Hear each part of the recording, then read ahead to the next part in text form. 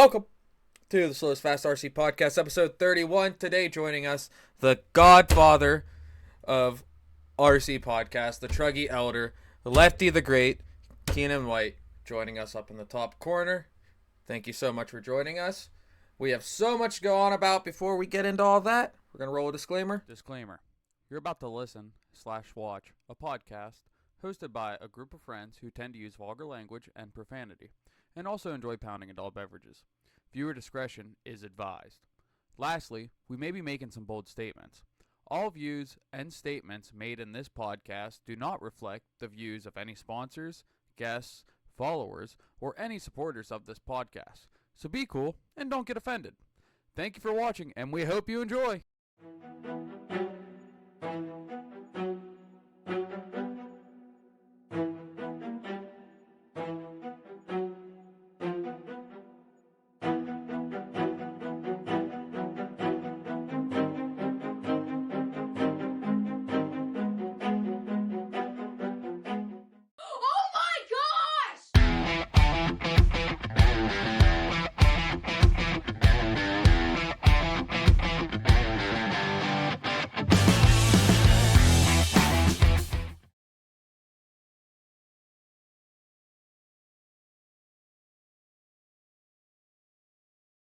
That's perfect. Okay.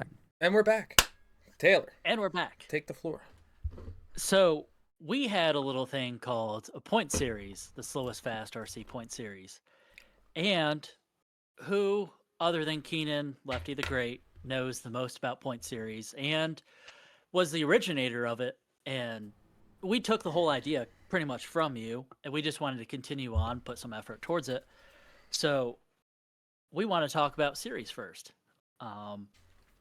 Why do you think having a series in the hobby is an important thing, Lefty? Well, first off, I'm glad somebody paid attention to it, because it felt like nobody really did. But I think it's important because, I mean, we kind of have a series, right? It isn't legitimately a series, but we do have somewhat of a series here in the USA for racing with the races that we have. But it's like nobody ever puts anything towards them to mean something. So we have these races. We know these guys are going to be there. I was like, well, instead of trying to make new races, we just use these races that exist and we put points to them and try to add storylines. And I did it twice. I did it in 2021. And then I did it again in 2020 last year. And the first year that I did it for Pro Nitro Buggy only. And that was pretty easy, pretty straightforward. We had a lot of fun doing it. We even got a trophy made for it. And it was a fun story. Like, me and my buddy drove up to Tennessee to pick that up. Like, we waited for hours at the guy's house for him to finish it. We drove back to his house in North Carolina. Then we drove up to LCRC because we was going to present it to Mayfield. And I think a lot of these guys want it as well. When you talk to a lot of these guys like Mayfield and Robert Battier and Tebow and a lot of these guys, if you go back and you hear them, they're like, yeah, a world is great and we can't take away from a world's win, but we would love to have a series. And even to this day, a series would be great. I mean, look at all motorsports. Look at just a lot of sports in general. It's all series based. So for me and my crazy RC brain, it's like you put all these together and then you can run storylines into it. So this person didn't do so well at this race, then going into this race, but it has to be some sort of fact. There has to be some sort of loss that they get in it to take it seriously. So I think it's very important, but I think it's almost impossible to make a series with new races, so you just have to use what you have, and then they belong to other people, right? So they're not exactly yours. They belong to one group of people on the West Coast, which is like Joey, which is basically DNC and Silver State. Then you would have the 4 race time events, which I would use, and that's just keeping it simple because we know that all the pro and the nationals because we know all the pro guys that go into those races mostly. Maybe 1 or 2 might miss them, but they generally go to all of those races and the nationals.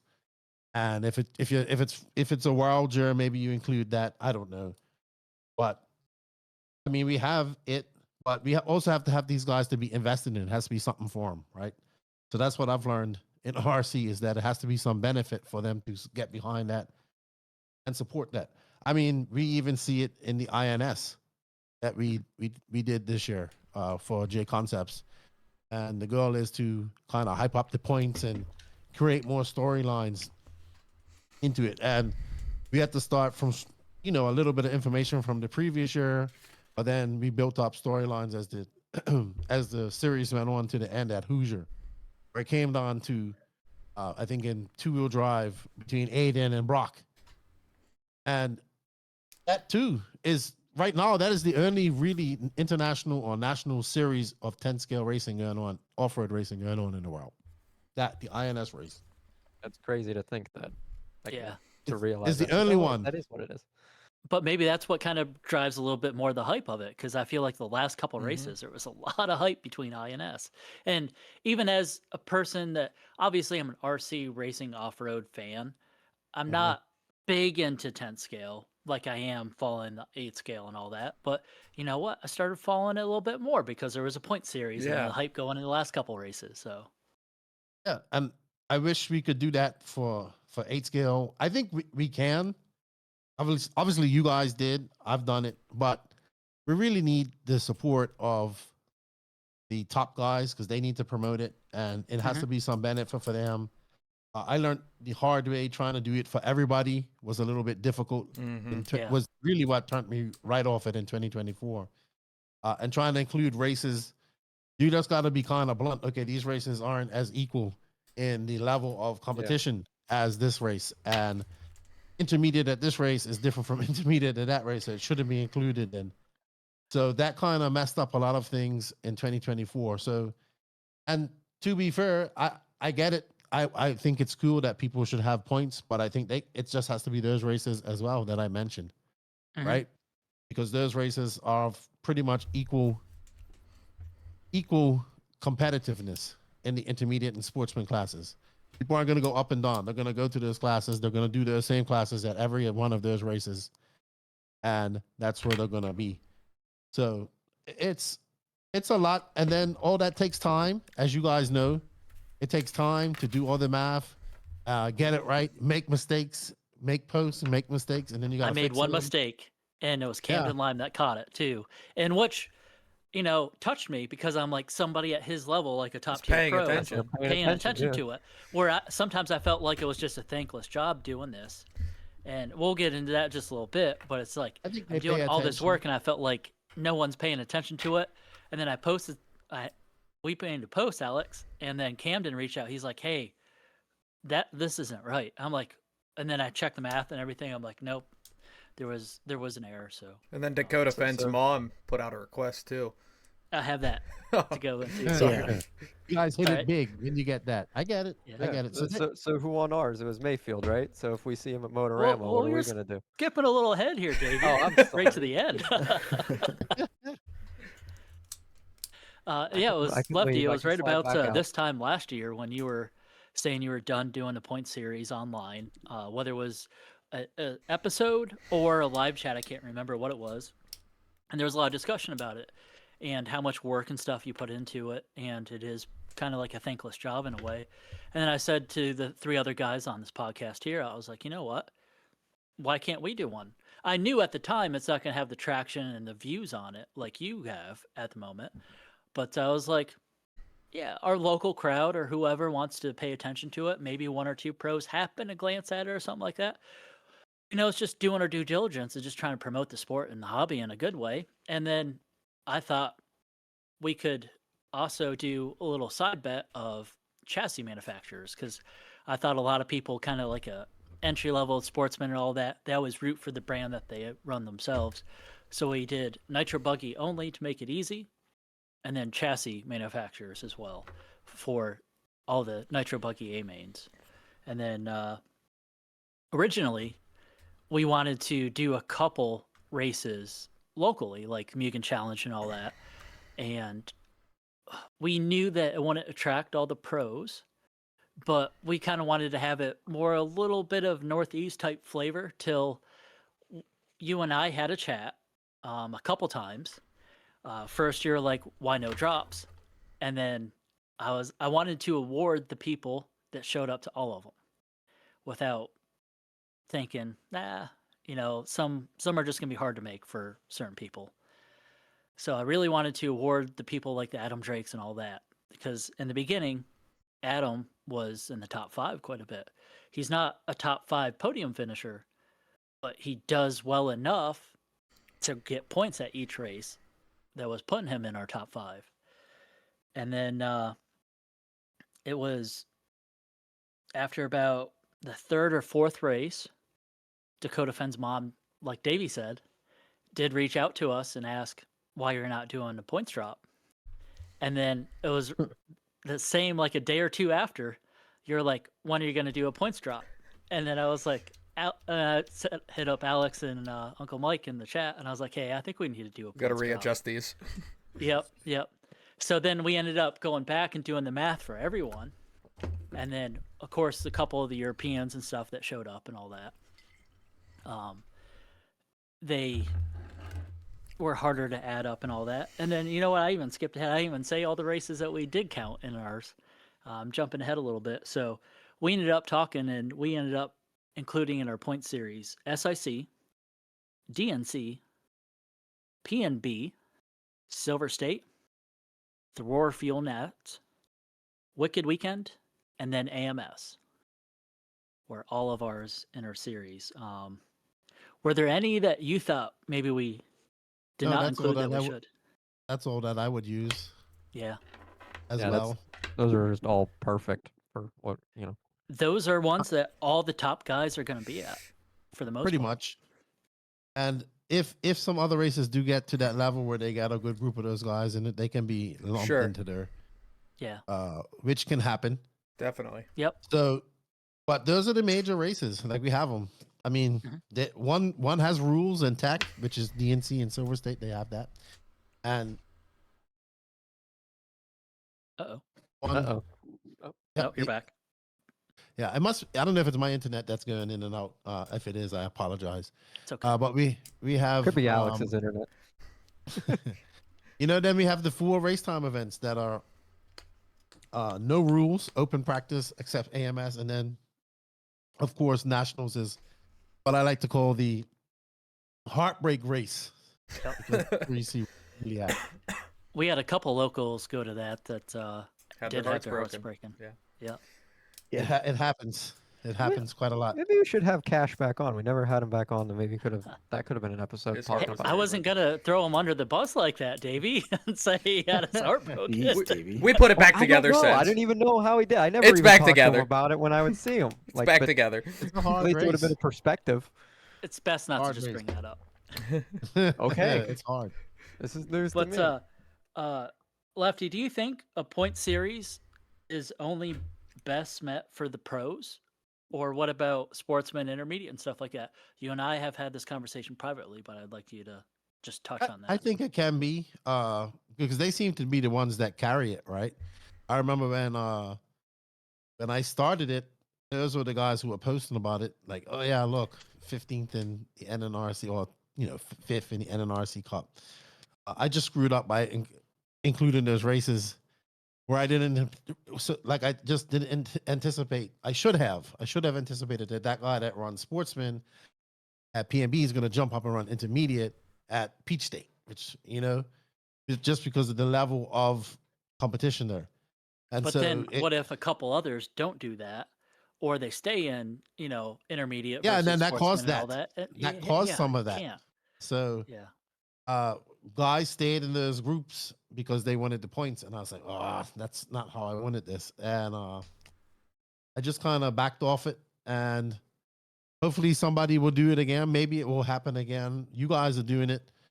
But you have a group of guys here that are into it. That's good. And that helps spread out the load with it and doing it.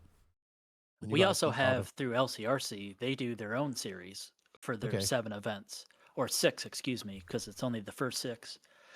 then they have a banquet at the 7th event, which is really nice to award the top 5 in each class. So That's cool. That's very nice. Banquets are nice. Nice when the association or the track gives back as well. they really do. We're extremely lucky, like I was saying. Going into our point series, as you could say, at the beginning of the season, what did you have for predictions going into it? What did you think the outcome was going to be? It seems to be the same no matter what. It's going to be Mayfield or Fend, one of those two. And then, I mean, Fuller won twice this year, but Mayfield just consistently wins against these guys. Or, I mean, look at AMS. He just freaking dominates these guys in Nitro Buggy and Nitro Truggy. These guys can't beat him yet. Like, they can't beat him once. Beat him once in a while. Fens beat him the most.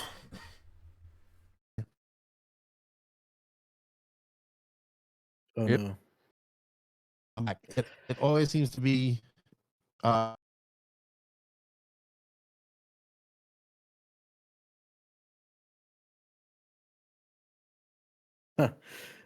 Davey, how's it go? Womp womp. How's what? Womp What womp. about Womp so womp. I thought Fend was going to win it going into it. What about you guys? I mean, going into it, it's kind of a cop out, but I've always had the money on Mayfield. You know what I Mhm. mean? Same. It's Opt out.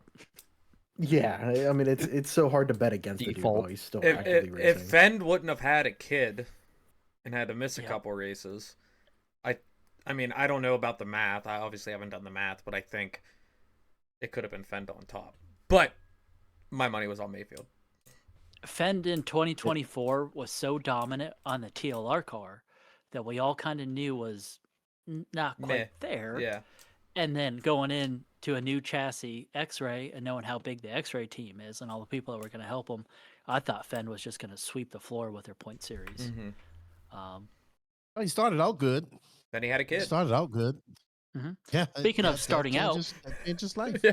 the very first That most race, definitely changed his life. SIC, we have first place Dakota Fend Mm-hmm. and second place Ryan Lutz. Mm-hmm. Third place Ryan Mayfield. Fourth Seth Van Dalen, and fifth Jared Wiggins. Guys, have any thoughts about results or anything that happened at SIC? Fuller had a very bad, not a very good SIC. He didn't have a good nationals. He didn't have a good wicked. No, he won wicked weekend. He didn't have a good nationals. Was bad for him. Obviously, Silver State was good for him. He's good. I think Fuller's definitely got those guys' number, but it's still Yeah. maybe a year. He's there, but now he's gotta be. He's gotta be able to beat these guys at any of these tracks. I would Mhm. say. I think Van Dalen's So- in those same shoes as well, where he's like right there at the cusp, but not quite there. Yeah, but he hasn't won yet. This is true. Whereas Yeah. Fuller has. Fuller swept too. And- Yeah, Fuller's won twice against that's those guys, and Van Halen has come very close and lost it on the last lap Mm-hmm. that weekend a couple of years ago. And he's also doing it semi-pro because he works Right. and does Mhm. this on the side, so it's a difference. And then I would say that Fenn would need some results here too, going into 2026. Yeah. He's gonna want to get some results here because he's not had the best. I would say the X-Ray team in general has not had a very good August to now. E-Buggy Worlds is not good for him. 10 scale We'll Worlds touch isn't on- good for him. Results of somebody else, but Chase Lemieux for X-Ray has been doing extremely well. And beginning of this season, the 2025, I wasn't expecting that. Very talented 10 scale driver. And then when he Oh, you mean came an out- 8 scale? Yeah, an 8 scale. So He's pretty good. He's yeah. pretty good. Oh, extremely. He won Motorama, correct? Yes. And then I wasn't expecting that. So That's good. That's a big race. Who was at Motorama this year? Like fast. Lutz, Mayfield, Hecker Bourdon, was doing really good. Yeah, Joey Bourdon, Drake. Drake, yeah, Adam Drake. Lemieux, Setzer, Okay, so it was a good bit of Artisan. people. Heckert, I think, was there too. Artisan. Yeah, Hackert was there. Bornhorst was there, but on the wrong track. Oh yeah. He was doing the oval. Yeah, he was doing He the was roundy oval, around yeah. thing. Just enjoying RC now and then, and which is cool. Yeah. I was talking to him last night. The last time he drove a car was Motorama last year. Oh, really? Wow. Yeah. Well, What was fine this is not year? for everybody. And then when you got another mouth to feed that you have to take care of, yeah, priorities change. So Yep. being on the road, scraping by gets hard. Real life, I call it a real world job. But I mean, it's just getting a regular 9 to 5. Sometimes it's just a steady paycheck, insurance, stuff that matters. So I get it. That's why Lutz is always super impressive in my book, because he has what, I don't 3 know or how 4 he does kids? it. Yeah. Yeah, he has all these kids. He's killing it. And he has it. I think where he doesn't like to travel more than 3 weekends a month. So Yeah. he does 2. He's dedicated to 2, but that's it. And I get it, man. I 100% get it. You give up a lot of your weekends, and that's a lot of time that you don't get back with your family For sure. and all that stuff. So I understand it. Then going to our race number 2 in the series, DNC, we had Mayfield, Mason Fuller in second place, then Dakota Fend, Juan Carlos Canas showing up and taking fourth place, and Elliot Boots in fifth. Notes for that That race was a I good have race. is Ryan Lutz finished in 13th for that one. So he went from second place in SIC to 13th in DNC. Then Cav in 11th place. And I wanted to note Heckert was in 6th. He's another kid that's right on Not that cusp slow. all the time, He's kind of not being slow. fast. Yeah, he is. He's out there living in California now, apparently. Mm-hmm. And I guess it's chasing a dream, but it's hard, man. Oh yeah. Yeah. He's probably getting some travel, probably getting a small little something from Techno. He had a very good start to the year, but kind of tapered off too, unfortunately. It Yep. goes like that. You come in hot, and then it's to keeping that momentum up throughout the year. It's hard. It's hard for these guys. Definitely. And guys like Mayfield have ground that out year after year. Year after year. They know what it takes. Mhm. So Then Very going hard. into our third race was P&B. Mayfield EQ'd and took first place. Mason Fuller in second again. Seth Van Dalen now in third place. Ryan Lutz in fourth. And Brandon Rose in fifth, making an appearance on the podium. I kind of consider Brandon Rose to be the new people's champ, in my opinion. I like Bros. He's nice. Cool. I think cool the general people. public seems to. Like him. They like him. He's beat these guys before too. And then he hasn't really beat them. Well, he beat them in 2020. Was it 23 that he beat them at SIC? Or 24, one of those years. I think it was 24. It had to be 24 Yeah. because 25 Fenn won. Yep. So I think it was last year that he beat these guys. And that was impressive. He handily beat them. He can wheel, right? Mhm. He can wheel. Brandon's good people. He's all in the gym. He's all jacked. You see him? I was haven't talking to him in a at AMS. I've never met him. I was like, Brandon, you're living your best life. He goes, fucking A. He's enjoying it. Good. Other notes I got for PMB is this is the first one Fenn didn't show up at because he had his baby. Congratulations. And then the return of Tebow to racing. I didn't think he was going to start making some of the series because it seemed like he retired and was done, but started back with kind of the traveling circuit a little bit. Mm-hmm. It makes Tebow's- sense though. Like he had a post about that to where like it's hard to run his business when he's not involved in the hobby. Right. you Yep. know? Yeah, Tebow's doing pretty good for being semi-retired, I would say. These guys should be beating him handedly. Uh-huh.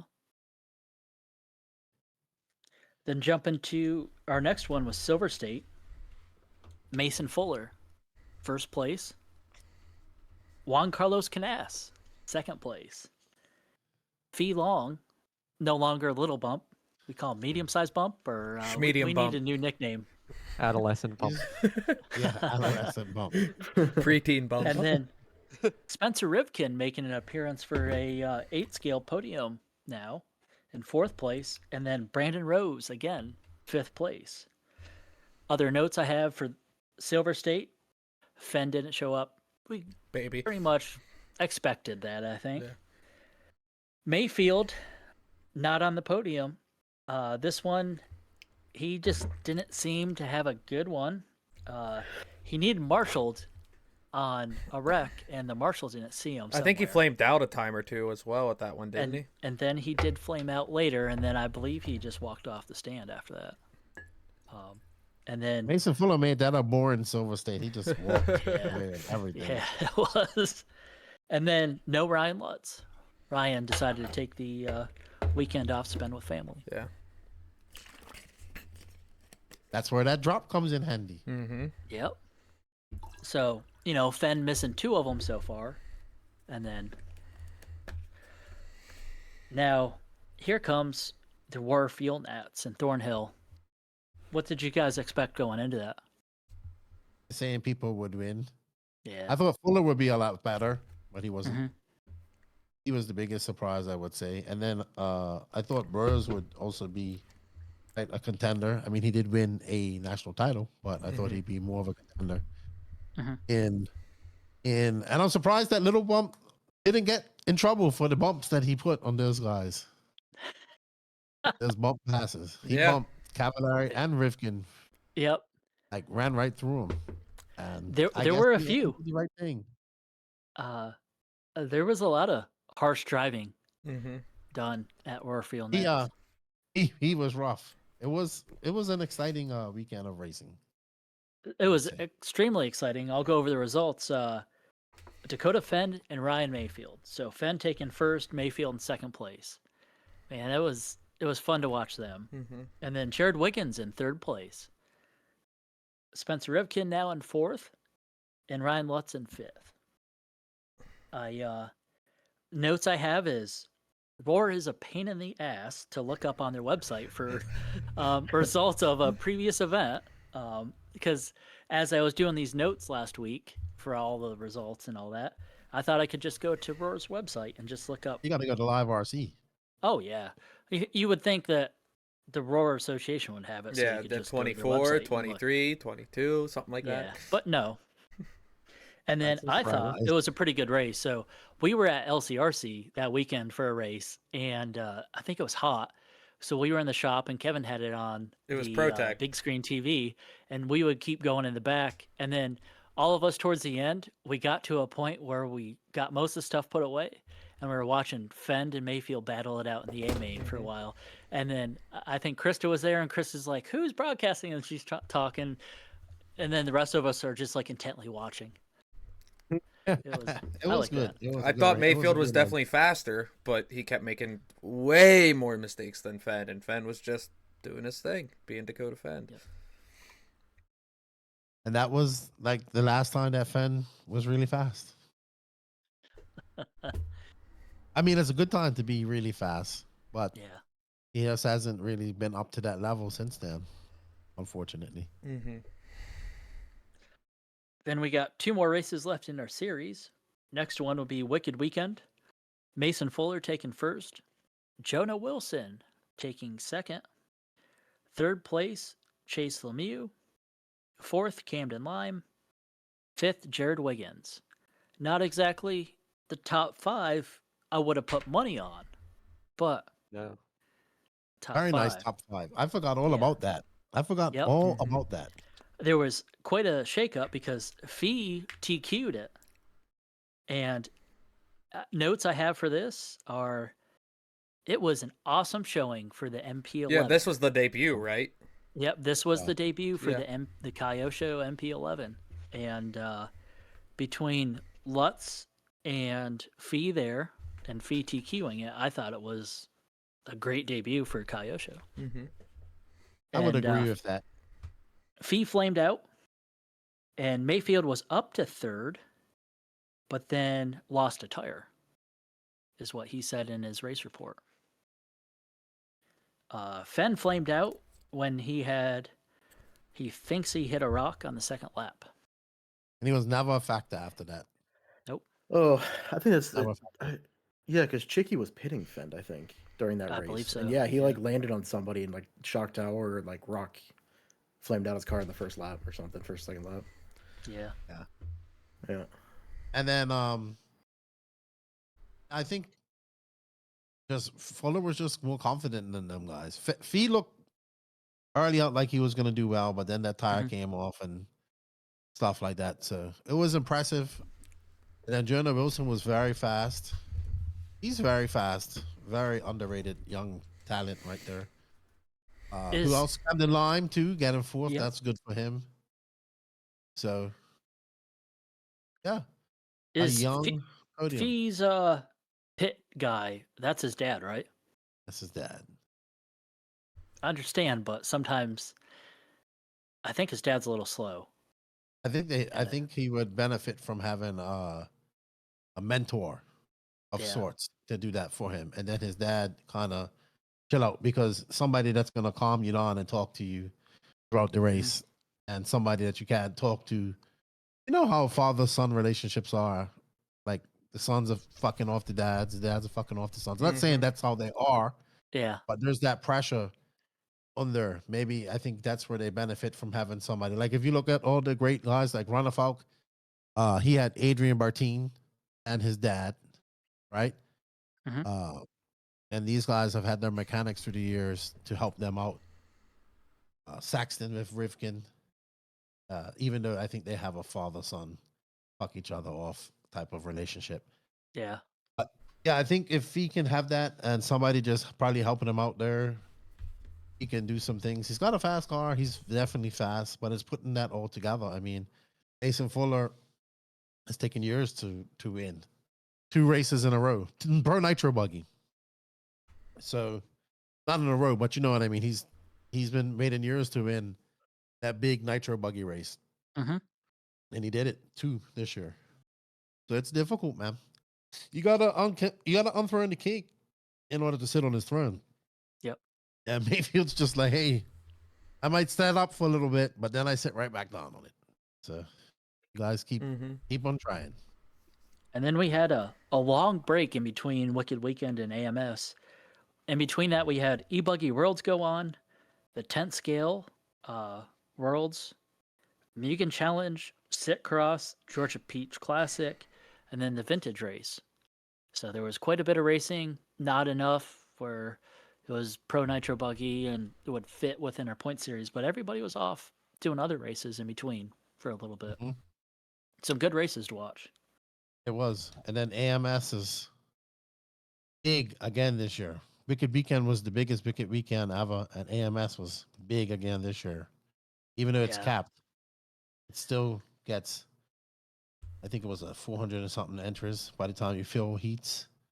Mhm. So it's a lot of run time, right? Long days at the track. It's a lot. Everyone that attended AMS said good things about it. So Yeah, I think they're gonna take one qualifier away and go right into somehow they want to do it where you're gonna do the Super Bowl on Friday. okay. So which is fun. I thought the Super Bowl brings the best racing. Just 10-minute sprints, people coming in to get Yep. fuel.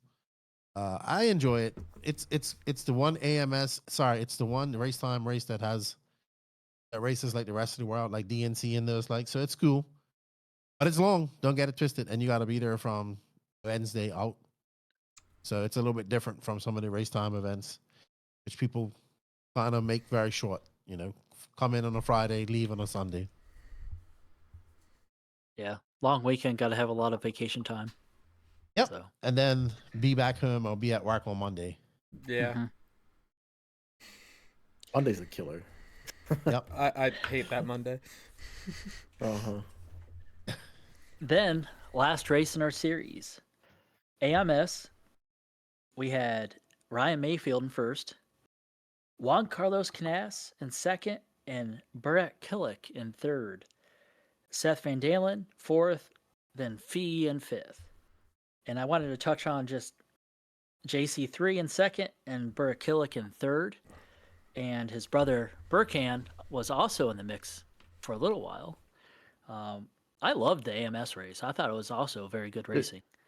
The race for second and third was fantastic. Yes. That was awesome to watch. Yep. I thought that those guys were going to challenge Mayfield at one point, but Me too. I mean, Canas arguably could have, but he couldn't get around. I forget his name. he started in like 12th, and Borak Yeah. was in 11th. Yeah. So he had to fight very hard to get up to the front. I don't And, think Mayfield would have had it if JC3 would have qualified a little bit higher. Maybe if he'd have started up there, it would have been a different story. Yeah. I kind of saw from the get go he was gonna go. Like you could see it. Like when Mayfield shows up with Truey, you know shit's about to get real. Mhm. Truey with his pick glove, got one finger cut out. But also could have been maybe Mayfield just backed off a little bit, and that's his new strategy to just not push too hard. Well, and then he's comfortable getting that 9-minute run. So he was done one pit with 9 minutes in that 45-minute run. And those guys are coming in early, so they have to go faster and be faster all the time. So he was cool, and he knew he could. Hey, he's mastered that. He knows when to push and when not to push. He said that's the best he's felt. That's the best, happiest he's been with his car all year, and it should. Mhm. So kudos to him, man. Guy's almost 40, still out there winning races. So wrapping up our point series, that would be Ryan Mayfield taking first place, Mason Fuller in second, Seth Van Dalen in third, Ryan Lutz in fourth, Brandon Rose in fifth, Jonah Wilson sixth, Jared Tebow 7, Dakota Fenn down in 8th, Camden Lyman 9th, Jared Wiggins rounding out our top 10, Fee in 11, Juan Carlos Canas still making an appearance in 12, Spencer Heckert 13, Adam Drake 14, Joey Bourdon in 15, Spencer Ribkin 16, Lee Setzer 17, Ryan Cavallari, 18, Tater Sontag, 19, and Chase Lemieux rounding out our top 20. All right. So, but Fuller came second. so back to the Fenn thing. If you didn't have to miss 2 races, not just one, because it was a 1-race drop. So, Brandon Rose in 5th had 554 points. Dakota Fenn in 8th, with missing 2 races, had 474.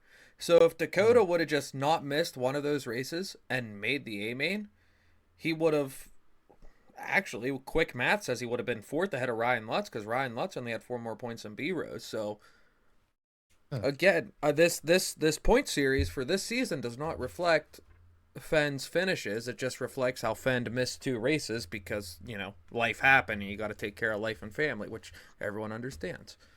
I just want to point that out. Mm-hmm. So it isn't as bad as it would have been. Correct. No. All right. Well, that's fine. That's kind of how it all works out. Those guys are the 3. I mean, let's say Fenn would have been in the top 5 had he not missed that race. He should be winning that or in the top 3. Mm-hmm. So when you don't attend, when you have drops and all that stuff, it does affect it. So, but Mayfield, once again, consistency, man. Yes. Yep. Consistency. And Fuller, not too far behind, I guess. But Go- not enough. Going in 2026, you guys got any predictions, or are we just all going to bet money on Mayfield? Nah, you can't just do that. Because you can't do that. I can.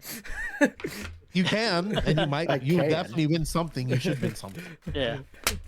I don't know how many times you win, but you got to keep it exciting. Mm-hmm. He needs a win. Fuller wants to win. Burrows wants to. Guys are hungry. And Van Dalen's right there too. Yep. So there are guys close, and then the Europeans will come over for. I don't know if any are coming for Silver State. They might, but they'll come for DNC, and they'll probably come for AMS, and of course we have the Worlds, which will be good. So it's a lot going on. I love it. I love this side of the racing. And all the top guys. And I wonder with the Worlds coming up this year, how many races either the Europeans are going to show up for because they're just going to be in America and maybe they'll make another race time event. Or if we're going to see some people drop out of a couple events in our series because they want to go to Thornhill, They'll probably all do that. Time. They'll probably all do that Thorn Lone Star challenge. Yeah. Mm-hmm. So realistically, Joey would probably actually be able to do a point series this year too, a 3.3 race point series like he always wanted, because he'll have everybody come down to the Thornhill race. Right. They'll want to come. So, but he kind of messed up. He needed to. Joey should have now that Silver State is going to be that this weekend every year apparently. Okay. This is the new date of Silver State, and he's going to apparently move, which he should, DNC to May, which would have been the Silver State date. So, which works out because it's great battle weather that time of year. Yeah. Yeah. But this whole Silver State thing is throwing a lot of races for curveballs, right? A lot of races are now scrambling. SIC, the TNR race, same weekend. I think Dave's just gonna have to move that race to to February, and see what happens. There's so much racing out there, man. There is. So much racing. I feel bad for the pros that are trying to fly around the entire country and the world even and attend all of them. It's a lot of weekends away, and then to have a family and try to get it. If you're doing 10 scale and 8 scale, you are a busy racer. Yeah. Dakota Fan is busy. And that's why Mayfield doesn't do 10 scale no more. Too much work. I don't blame him. Too much work. Yeah, he picked up that Schumacher sponsorship deal or some sorts briefly beginning of this year, I think, and then he just didn't race anymore after that. he just said no. I think the cars that he did race when he did race 10 scale were associated cars. Okay. So he had that deal through Jason at J Concepts for for a couple races. Yeah. So he isn't interested in doing that. It's too much work involved. It's a lot of work, yeah. Staying fast at that level in 10 scale and being at the track and testing and doing all that stuff. And he's got 2 kids. He's almost 40. He doesn't want to do all that stuff. Exactly. He's quite happy going out there, driving 8 scale cars, drinking Coors Lights, having fun. Like a real man. Winning races. I didn't like Coors Lights, but I started drinking them. I like them now. I do. Pretty good. They're refreshing. They're pretty good. Yeah. They're refreshing. What else you guys got point series related, or we want to move on to something else? I don't think I have any. Go ahead, Mike. I'd get your guys' thoughts on this. Just looking at a pretty common denominator through the top 20. There's a lot of J Concepts in there. Well over half, I'd say, are J Concepts. As somebody's wearing a J Concept shirt. But I'm just it just kind of goes I don't know if it's one of those things where it doesn't go to show to where there's that many people running them or the tires are that good. Both. What do you think? Because you're the man on the ground at most of these events, Lefty. You'll see the intermediate drivers and also the pros. And what's your thoughts on this? I think at right now there's only really 2 major tire brands that top people are doing well in, and that well on realistically, and that's J Concepts and Hot Race. Yes, there's some guys out there that do well on TZO, and yes, there's some guys out there that do okay on promotion, and I know there's a whole bunch of other tire brands out there that people run. Ryan Lutz makes raw speed tires look amazing. Raw speed tires. He is, but I don't see an abundance of raw speed tires at the track. Right. In fact, I don't see much at all. Himself, but it's mostly J Concepts because it works, right? And then the hot race guys, if it's an outdoor track, definitely. But in these indoor type tracks where we go a lot of in the southeast, it's like you got to be running hot race. I'm sorry, you're gonna be running J Concepts. That's it. And if you ain't, you're probably just not gonna be going fast. So it's just indoor racing, 8-scale racing. In the winter, it's in the southeast. Depends on J Concepts. Maybe out west, outdoors and stuff like that. Maybe up north, it's a little different. But yeah, it's just no other tire brands competing at those levels, I would say. There are many, but not are they at that level. So At everyone least just here wants in to. the U.S. Yeah, in the U.S. and in Europe, it's a different story. So it's a lot of hot race and other brands. Probably J Concepts is not the majority of brands of tire brands used over there. I guarantee you it isn't. So What's going to be the winning tire for the Worlds this year at Thornhill? who knows? Who knows? Really Uh, hard I one. honestly don't know. I don't think I want to make a guess at that. So I was just curious on your guys' thoughts on that too. My So, money's on clay compound ellipses from JC. maybe I they'll don't make a know. thicker carcass. Yeah, there's because gonna I be was going some to say, what hot secret race is pretty tire good at swirl stuff. lasting a long while and across the pond over there, right? What is it gonna be like? Is it gonna be hot like it was? Is it gonna be as much traction? It's gonna be interesting to see. 15-hour long race, It's in September. Yeah. September-ish. So Yep. Point is, I'm sure it's a world, so it's gonna be different. There's gonna be something different about it. Somehow it's Like, gonna it rain doesn't in matter. there. Yeah, yeah. What's going to be the big Yeah. drama that comes up too? There's I mean, always but- track Yeah. and tire drama. Something's it always will be different. some sort of drama, that's for sure. It is RC racing. Mhm. It will be dramatic. And hopefully we'll be there to see it all That's right. and cover it all. Get all the drama. Piss people off. On the Your guys' coverage at the last Worlds was just amazing. You Yeah, know, Thank you. yeah. spot on. Like, couldn't Max, ask for Max anything does better. good Yep. things. Mhm. He pisses a lot of people off, but when you focus him on the right direction, he I love when he He does pisses pretty people good. off. That's my He favorite part of pisses listening to people any of off, your so- podcasts when Max pisses someone off. Then I'm here we go. If no one got upset, this wouldn't be entertaining to follow. Exactly. Oh my god! I've had people. I'm not listening to the podcast anymore. I can't take Max tomorrow. All right, sorry. Like, I'm like, Get bent. well done, Max. Piss Alex, her off what for else own do you got? nations. I wanted. I have no facts to back this statement up, but if we look at, I'm gonna use promotion as the example. It seems like a lot of the compounds promotion comes out with or is currently using, or not compounds but tread patterns, are almost carbon copies of a current JC tire. And I've Yeah. seen some similarities from other manufacturers. I don't know who started what, if JC picked it up from somewhere. I don't know that. But my point is, at least in promotion land, it seems like promotion's just seeing what works for JC, making it their way, changing that one pin in the center so it's different, and 20%. giving it out to the public. And I mean, Pretty much. if we look at all tires kind of look the same Oh, when they it do. comes All do down to that. it, like everyone does that, right?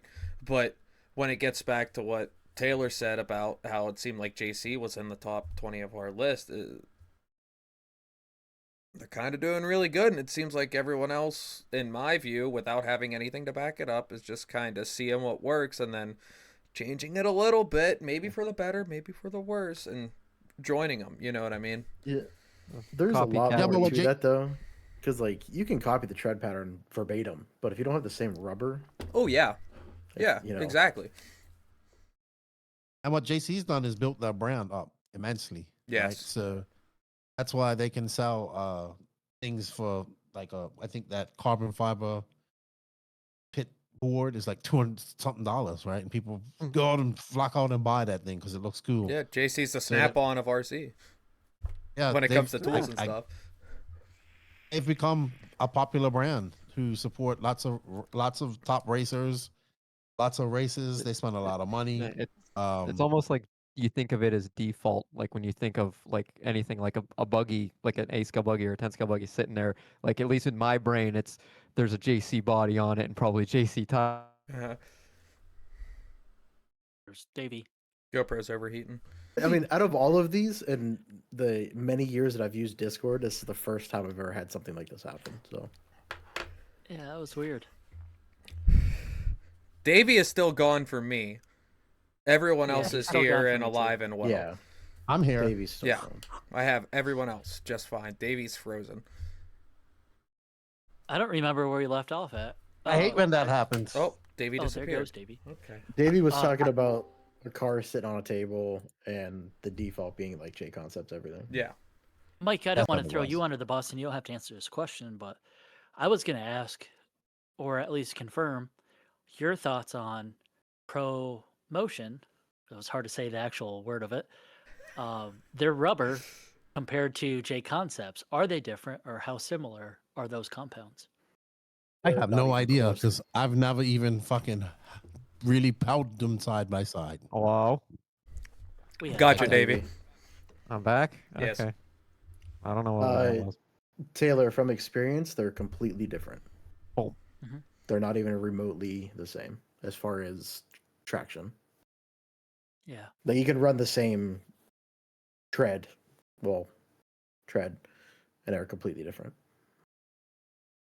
But then Yeah. also to almost counter Alex's argument, how different can you make a tire? Because we've talked about this. This was brought up a lot when two-wheel drives and Mugen kind of released theirs. They're like, oh, it looks similar to the B7 and blah, blah, blah, and all that. But all the cars are going to kind of resemble each other a little bit. And then all the tires, I think, are going to look similar-ish, right?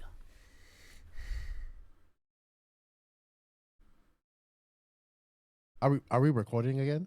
Yeah, we never We'll stopped. just Oh. edit out that Yeah. little Oh, mix. sorry. And if you You're want to say good. something off air, we can edit this out. Yeah. It's up to you. No, I'm fine. So I just wasn't sure if he was back on the road. On. But- All right.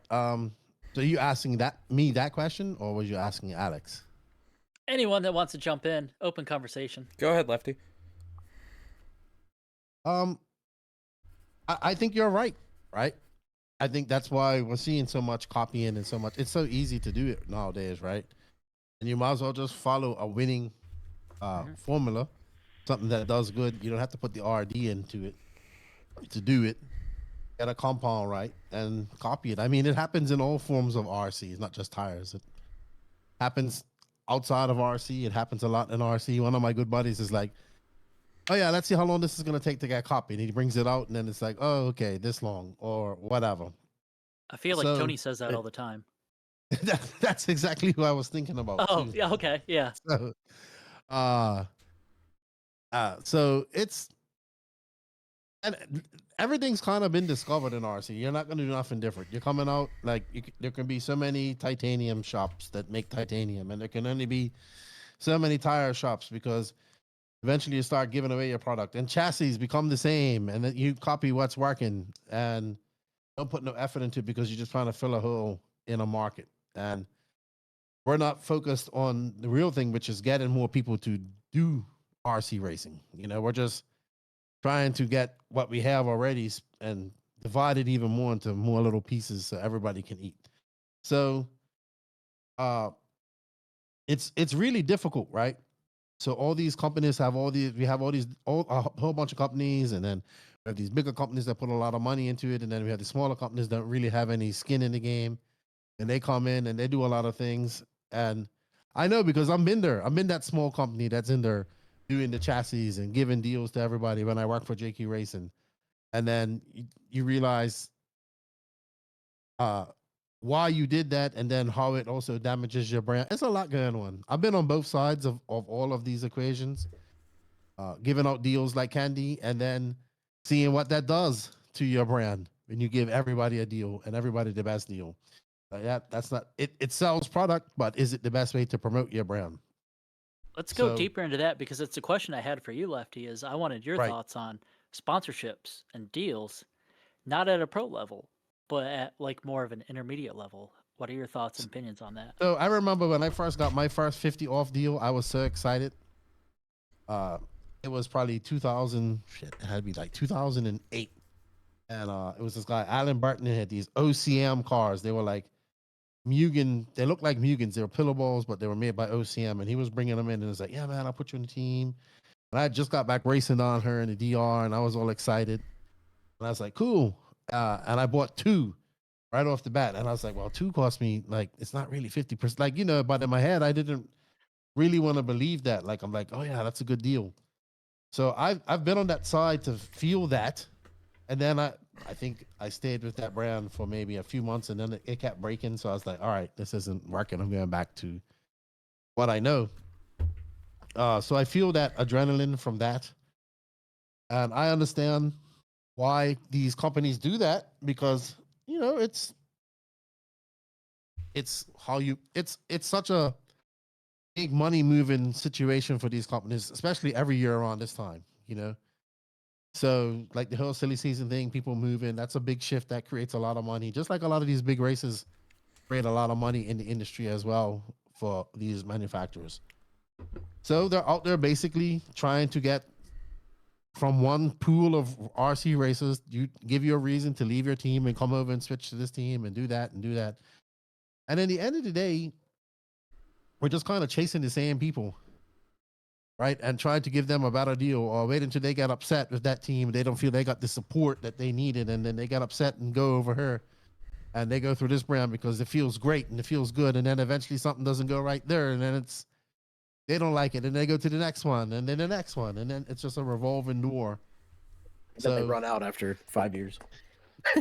Yeah, it's such a, because I've been on both ends of that, and I get it when people are excited, like, okay, they got a sponsor, like, yeah, I'm gonna be driving for such and such and whatnot.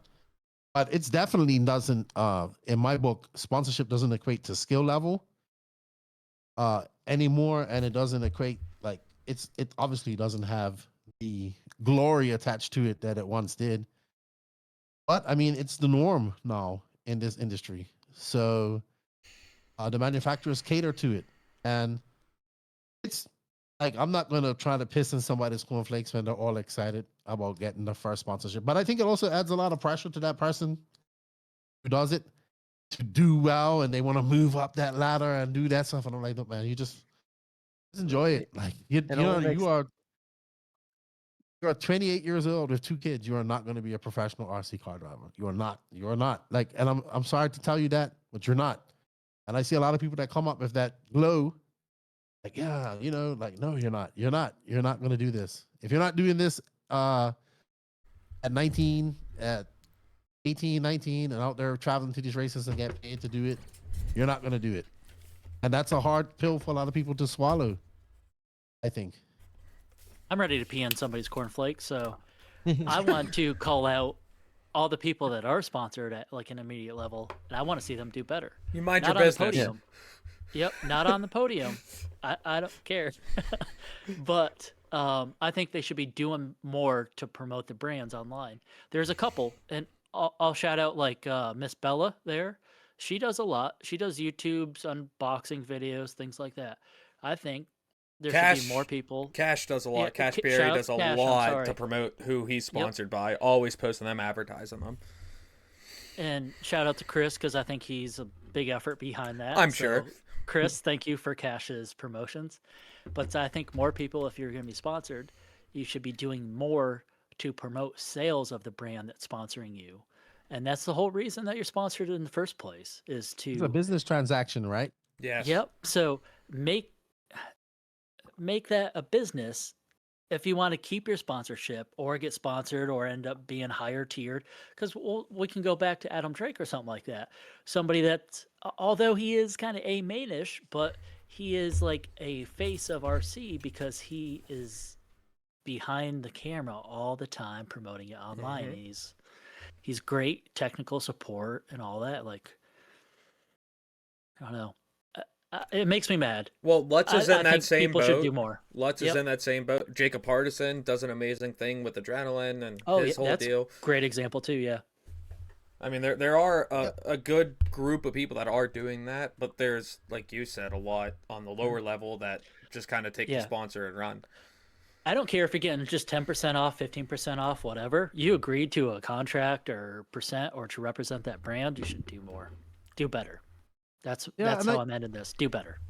I think the deals for people have become the real dick measuring contest, right? Mm-hmm. I got this Yeah. such and such deal, and I got this such and such deal, and I used to sit off in the pits, and I would hear people bragging about their deals. I don't hear that too much now, but it's I think yeah, and some people out there generally enjoy having those discounts and need them and use them, and that's fine. That's fine.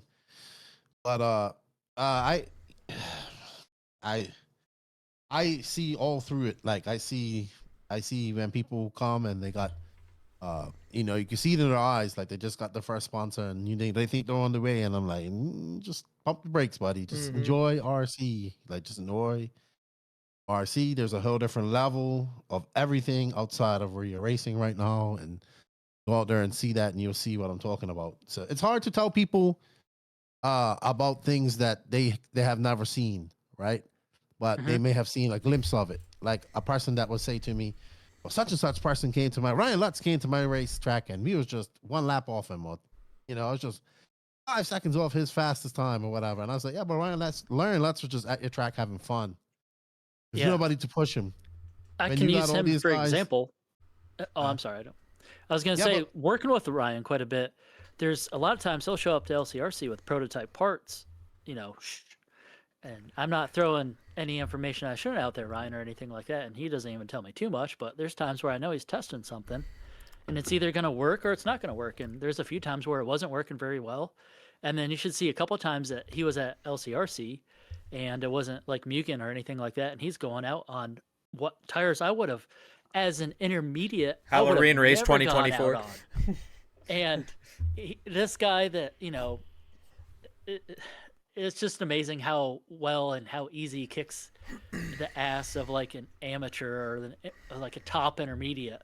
Like it's not even comparison. Like Yeah, these guys I'm sorry. are talented, man. They're talented. Like don't get it twisted. These guys have a talent to drive RC cars, and like many people in the world, some people have it, and many don't, and just a select few have it. So I it's no got different. one thing, and then I'll let Alex go. I'm sorry to keep running on for a while. So we talked about the guys that don't have it. The 28, the two kids, and they're kind of just getting into it. Maybe went in a couple podium stuff like that. At what point does a kid have it that you see, and some of the future stars of possibly being a pro? I think most of them show a lot of they're pretty good at the beginning and the young years, and then they have to weather that 16, 17, 18-year-old age group of going through puberty and driver's license and girls and school and all that stuff. And if they have it, they should get through that if they put their head down. Like Fee's gonna have to go through that. He's gonna get to the age where he's gonna wanna do regular kids things as well and not be around a track all the time when you're 16. Maybe he might not, maybe he will. If they make it cross that. Mason Fuller's a good example. Like he had it from a young age. He got through that stage. He's now in the top, considered to be one of the top drivers in the world. Is he making money in bank like I would say a Mayfield or Fenn? These guys know what he's getting paid to race RC cars.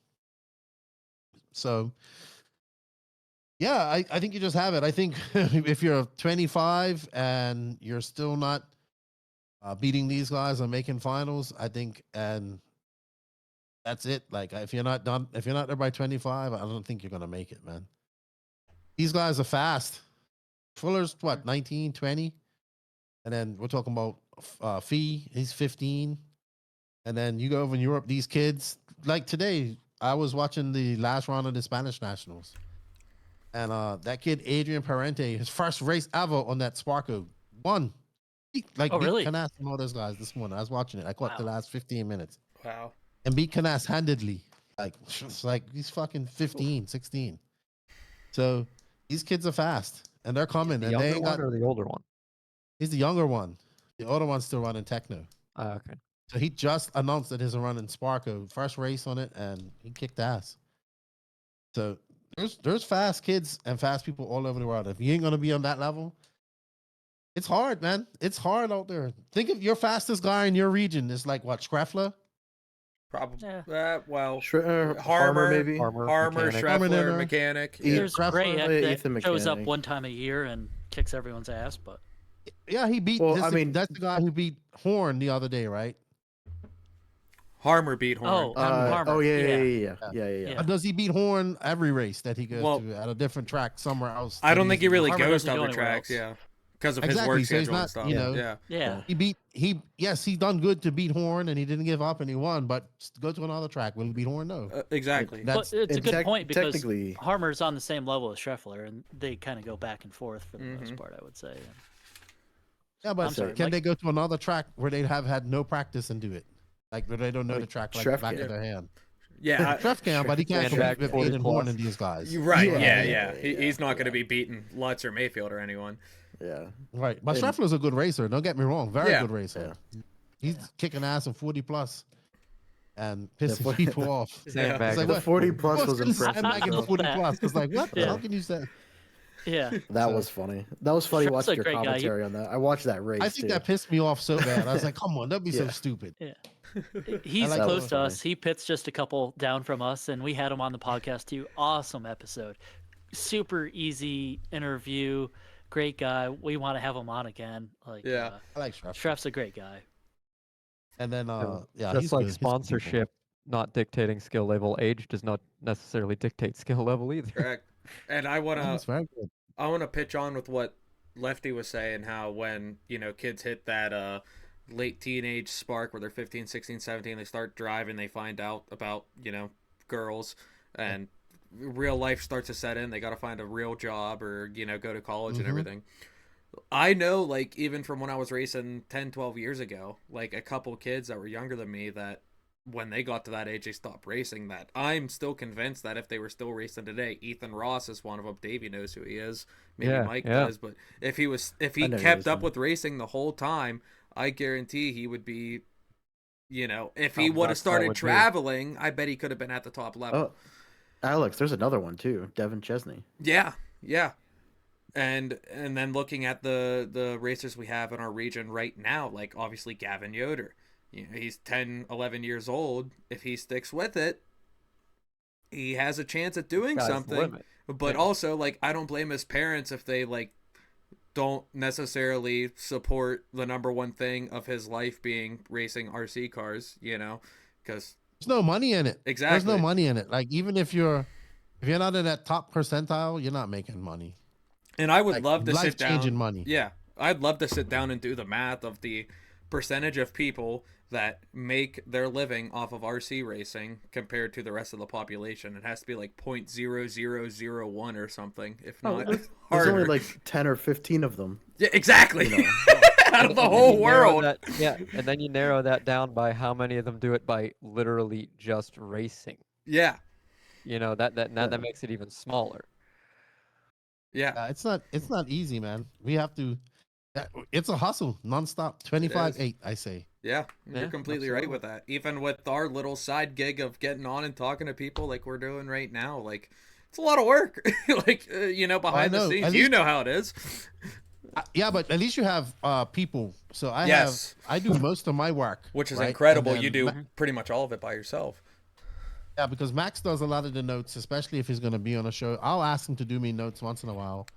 And then sometimes I'll have one of my buddies listen to it to give me timestamps, stuff like that.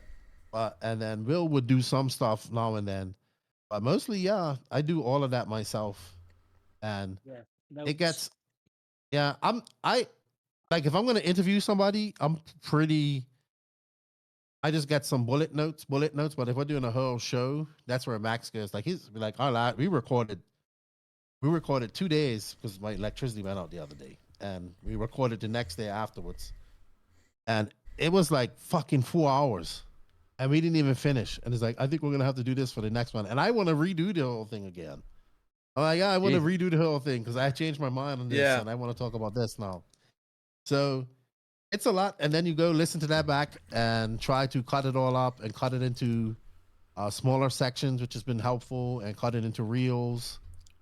But I have my system to do it, and it gets done, but it becomes 24/7. Just going. For sure. To consume Doing the it.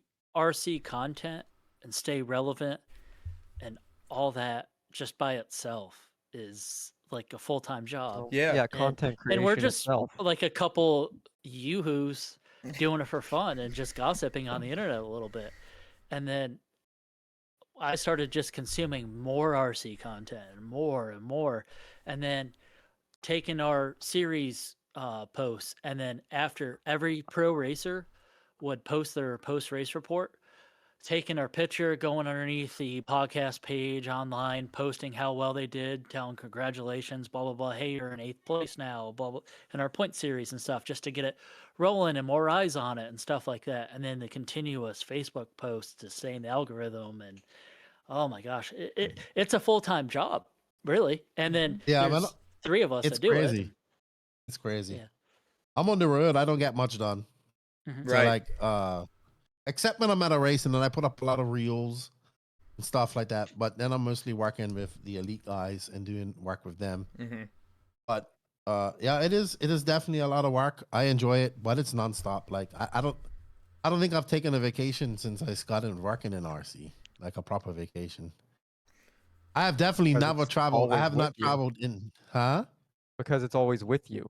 Like Yeah, it's never content, stopped. it's like it's you. Yeah, Nonstop. Nonstop. Phone's there. can't escape it. Check your phone. So I need a vacation though.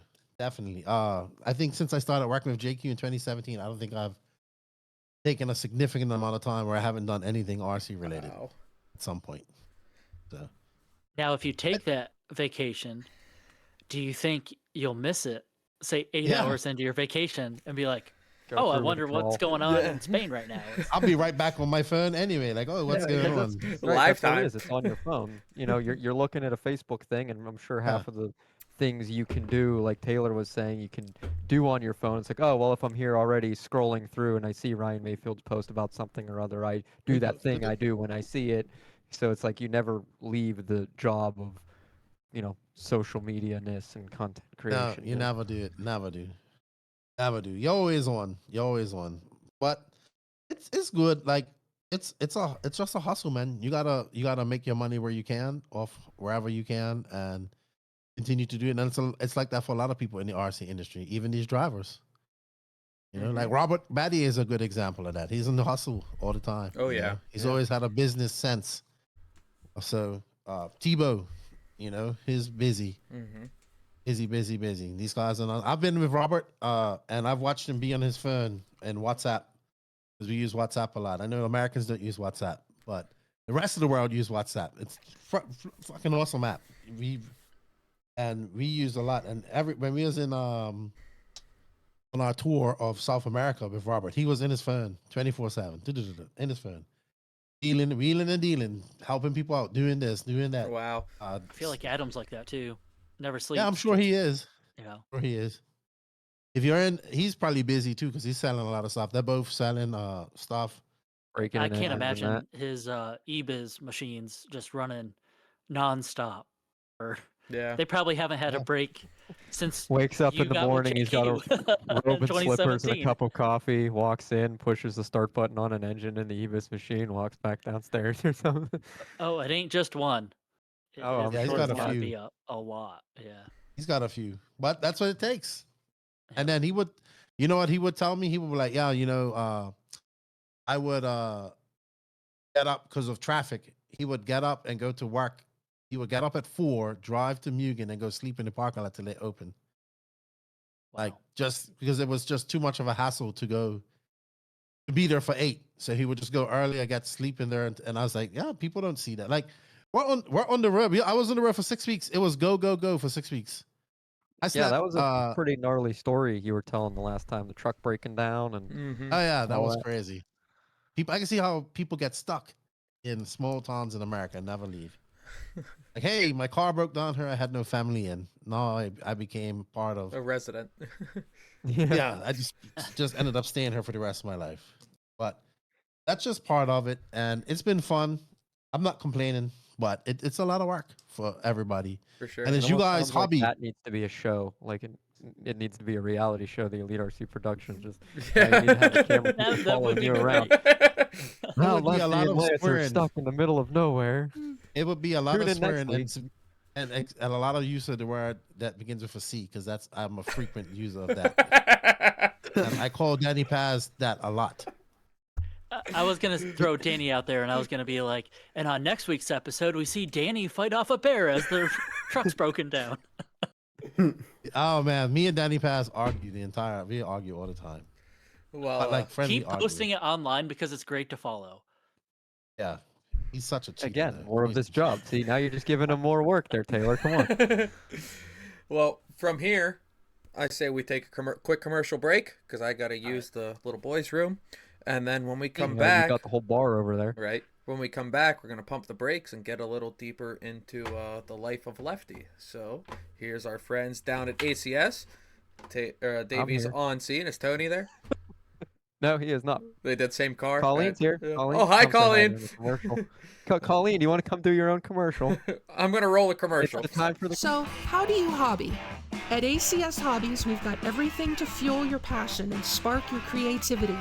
Whether you're into RC cars, model trains, boats, or planes, we have a huge selection of kits, parts, and accessories.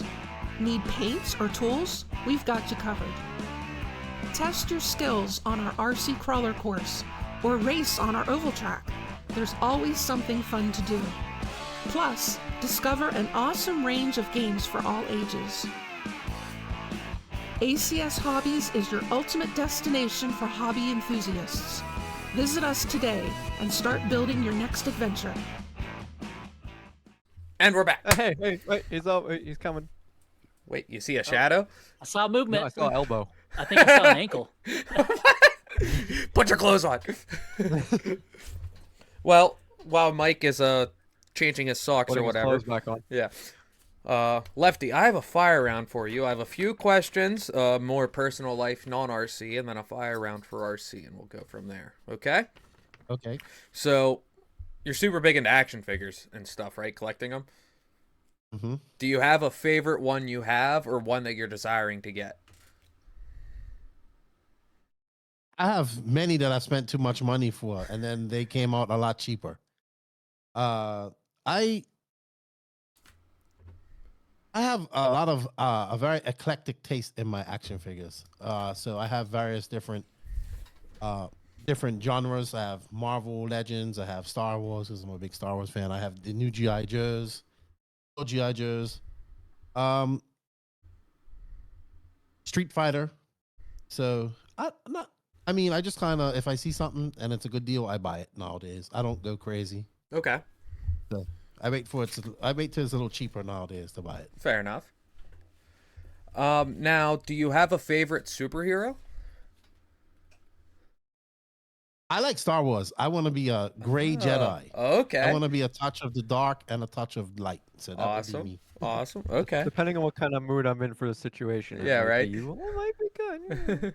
I'll be like shooting people with electrical, and then force choke you, but in a good way. Now, outside of RC, do you have a favorite sport? I like football, as in soccer, Yeah. a lot. I support Manchester City, and that's like the only. I follow English Premier League Mm-hmm. quite a lot. I like that. That's something that I do follow when I have a chance. I like a lot of motorsports, but I wouldn't say I follow it that much. I'm pretty eclectic. I like Formula One. I like NASCAR, MotoGP, but I don't follow any of it. I'm not really diehard following it, but Sure. I'll watch it. I like NFL football too. So I like the season, but I'm not like, I don't follow it. Yeah. I don't really follow any sports. My brain's taken up by RC. No, think. I completely understand that. I want to get So- so diehard into like NASCAR especially and Formula One. And then of course the classic American things of football and baseball and stuff, but I just don't have the storage in my brain to remember. Right when we're doing here a point series about our sheep. Yeah. And that's just off of one class. That's not off of like any of the other classes. Right. Off-road, on-road, 10 scale, 8 scale. It's just nitro buggy. Now my last question on your personal life is I haven't been able to tune in and listen to it. I know you're doing a Power Wheels thing with our friend Alan Placer. So how's all that going? What have you been getting into? What kind of builds are you doing? So I didn't even know that that world existed till I talked to Alan about it, and that's what he does for full time. So he sells modifications for these Power Wheels, but he mostly caters to like the bashing side of things. Okay. Which is the bashing side, which is like fathers who just want to put lights, make their cars go a little faster, which I Sure. did to mine. He actually sent me one, which was good. My daughters enjoyed it. He modified it a little bit. I need to solder some things. I don't know if I'm going to continue. I do a podcast with that. I'm going to continue it next year, but not as hard as I did this year. It's a little bit like the racing side of things is pretty serious, like drag racing and stuff, but it's very small. So it's smaller than what we're doing. So it's interesting. It's like RC. You would have never thought that people drag race these things, and they're using brushless. Some of them are using brushless systems. Mm-hmm. Like my buddy just some showed of me. the brushless systems and these things can move small children Yeah. for sure. So my buddy's like, look at this. He's got a hobby ring system. He's got 2 ESCs and all that stuff. So it's cool, but it's not RC. It's like I like RC. Yeah. But it's fun. My daughter enjoys it, and she drives her car up and down the road. It goes a little faster, and she takes people for drives and stuff. So it's fun for her. And if I had to drag racing her, I'd be into it a little bit more, but we don't. So, but maybe next year I'll get out to something like that. But it's amazing. It's a business in it, and I was shocked at it. So, A lot of people I used to street race with now have kids, and that's what they're Yep. into. yeah, and then people who just want to put lights on their cars and put faster motors. That's what he does. I was like, is this a hobby? He's like, no, that's my full-time business. I was like, oh, okay. Tell me more. Got a nice camper. It's great. know that Yeah, for sure. he's got a whole bus. And a very nice, Yeah. pretty dog too. Yeah, water dog or something, I think it is. Yeah. So now slight transition. Does your daughter show any interest in the RC side of life, or is she pretty much out of that, or is she like ready to go as soon as, she has the opportunity? So I have a son and a daughter. My son's Okay. 13, and he was actually probably got to see me racing when we were racing her.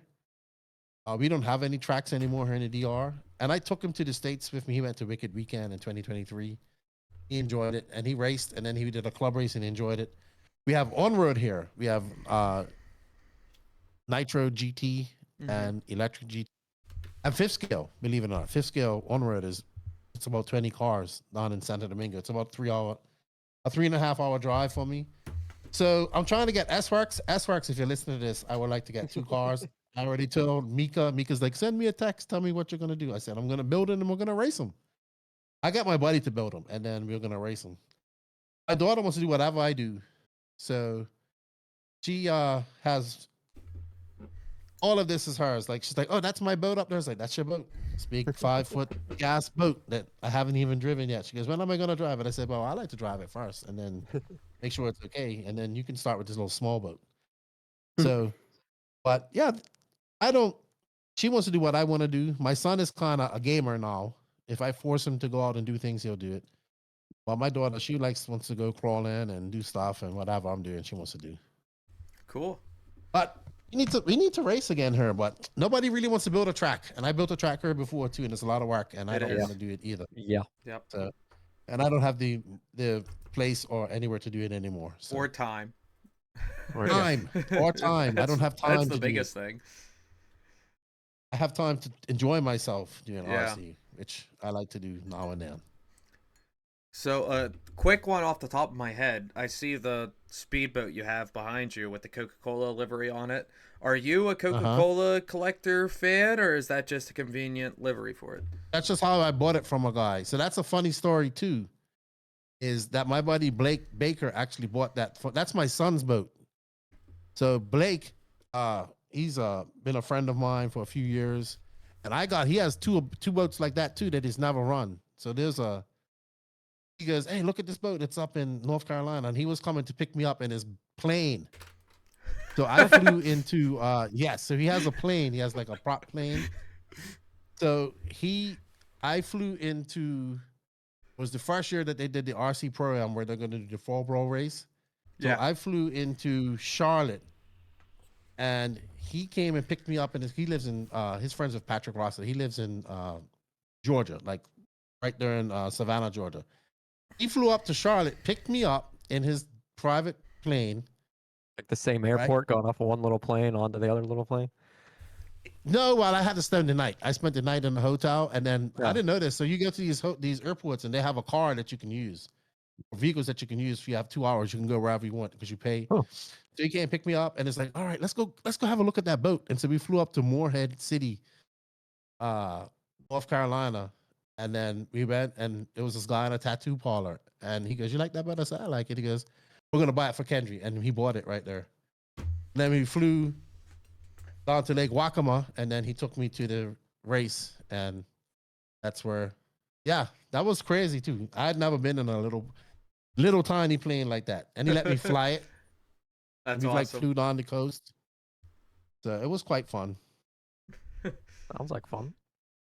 I'm out of the Air Force now, so I can say it. But when I was deployed, I had the chance to, hold the yoke of the KC-10, while the aircraft commander was in the aircraft commander seat, and he was making sure I didn't just go hi-ya.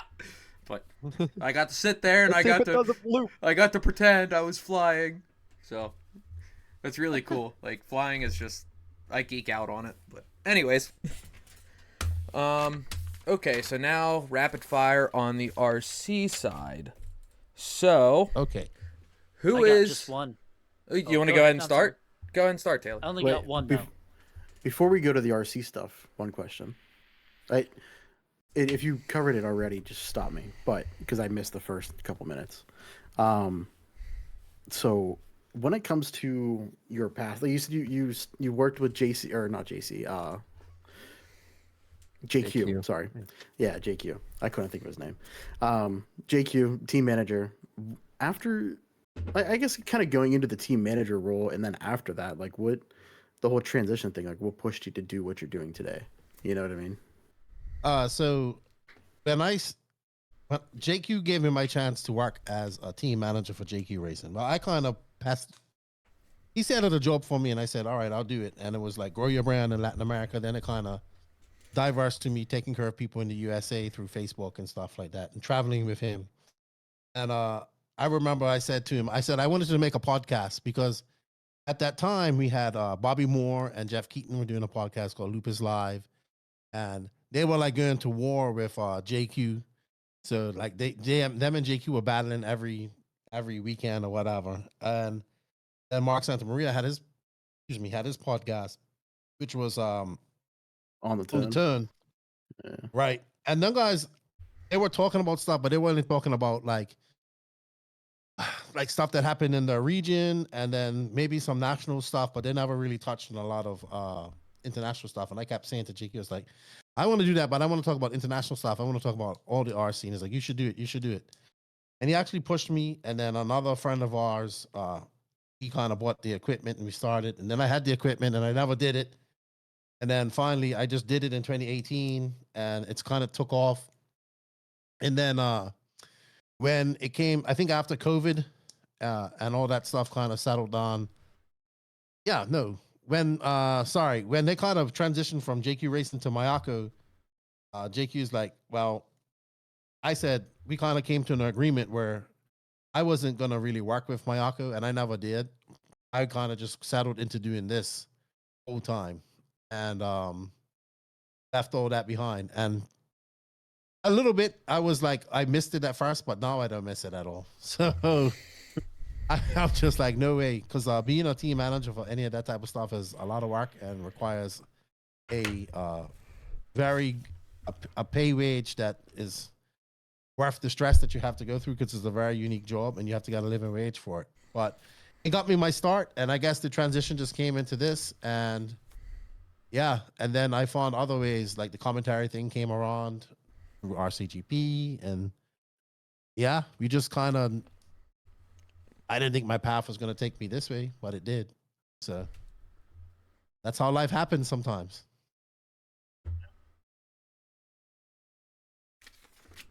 Taylor, do you want to ask your one, or Mike? You have anything to go on with that? Good. Taylor, your one thing.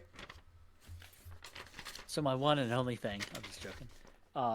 What is your favorite nitro buggy, and why is it the Mugen MBX 8R? It's actually the 7R.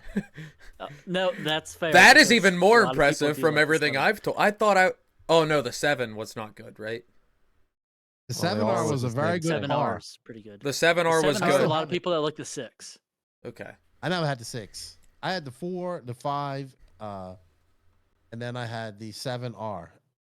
And the 7R, I still have it. I have a e-buggy. I have a nitro buggy, and it was my favorite car I think I've ever had. Yeah, I would say so. I enjoyed my time with it. It lasted me. I bought it in 2014, and it lasted me quite a long time. I did very well with it and won a couple of races with it. And it was a good car to work on. And I used to race and like wrench and be into all that stuff. Mhm. And I worked in RC, and I don't do none of that stuff anymore. I don't even make like great wrenching cars. anymore. I'm just saying they You're make telling- great cars for everyone, you know. Just, advertising. So But I got a techno now. I got a Tim, techno. Chris, Kevin, Adam, any of you guys that see this? I probably got a Joking. techno nitro buggy now, though. To be You fair, didn't say that. We're editing that Yeah. out. I would. I probably support. would. I support you. We're literally all split down the middle here. We are. we're not obliged. Yeah. We respect all brands except for Yeah. TLR. Sorry. Okay, good. No, I do help support any brand, especially whatever the local hobby shop sells for people. So, Yeah, that's all I Mugen's got. good. I like it. Yeah. I'd get a Mugen again. Okay. Alex, what else you got for a hobby? So, real quick ones. Lefty, who is your favorite driver right now? Ooh. Right now, Rock Champion. Okay. Who is your And that's- favorite? Go ahead. Sorry. And that's a 10 scale guy. Yeah. But right now he's Yeah. good. Doing Yeah. very No, good. he's killing it. Who is your favorite driver of all time? Oh man, I used to be like the biggest Cavallari fan. Cavallari That's was right. Cavallari. Yeah. But I would say like I have always been a big Ronafalk fan. Yeah. So it's hard. It's a toss up between him. Okay. Travis Do at you the end of his struggle- career.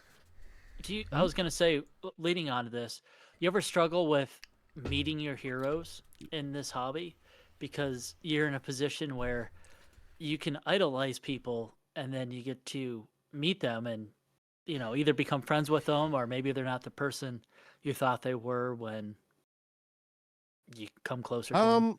I used to really fanboy over guys. Now not so much. But sometimes I'll be like, I think I interviewed Robert the other day, and I did it before I went away.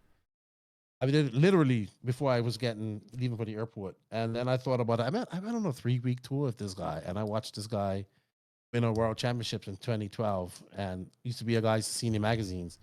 But it's just like my boy that I'll message and ask him about his kid or how his Montero is doing. So, but some of them, Mayfield I'm still I don't know. I'm not nervous around him, but we're cool. Rivkin and I have a love-hate relationship. I think when he's running 8 scale, he's my friend. When he's running 10 scale, he isn't. I told him that the other day. At AMS. But I told these guys, like, stuff I'm gonna say that we may say about you is nothing personal.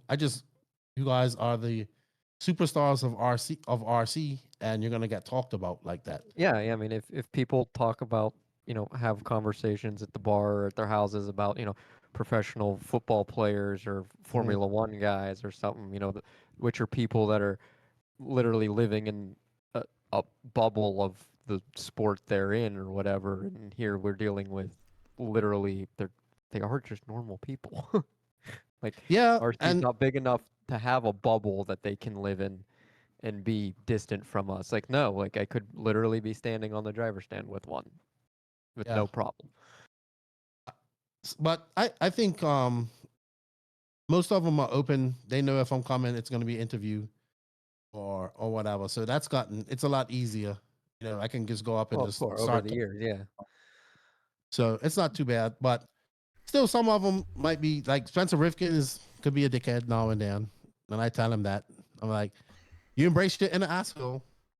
Because I said but then sometimes like he doesn't want to be bothered. And I get that too. So I just think like you guys are professional. It's no different like from going to a professional athlete in any other sport. They gotta be, I think they should, most of them are cognizant and willing to talk to the press, which is good. Which I think is a good thing that happens. Now they can, especially when they're coming right off the stand and they're a little frustrated, they can say some things. That's when you gotta get it sometimes the best. So that's good. I like talking to Aiden Horn because his interviews is always funny. Yeah. Aiden's been coming around a little bit. We've been seeing him in person, and the more I see him, the more I'm like, man, this guy's good for RC. Mm-hmm. He is.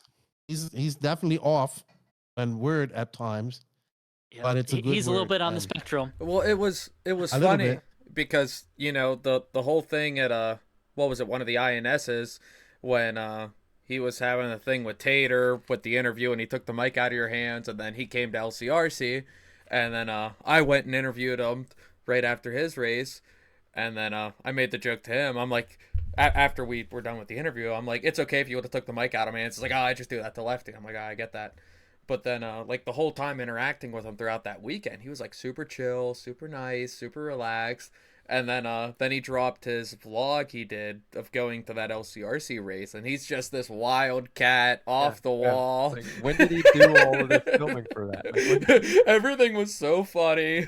Like, and then while we were cleaning up the tents and stuff, we saw him and I forget who the person he had pitting for him was, but they were like, getting content, and you could see him throwing his arms around like he does in every other video he posts online and just being his online self. But it's amazing how different, like, there's Aiden Horn and then there's online Aiden Horn, and it's two completely different people. Like, I could sit and have a beer and race with Aiden Horn every day, and even the online version I could too, but it's just two completely different people.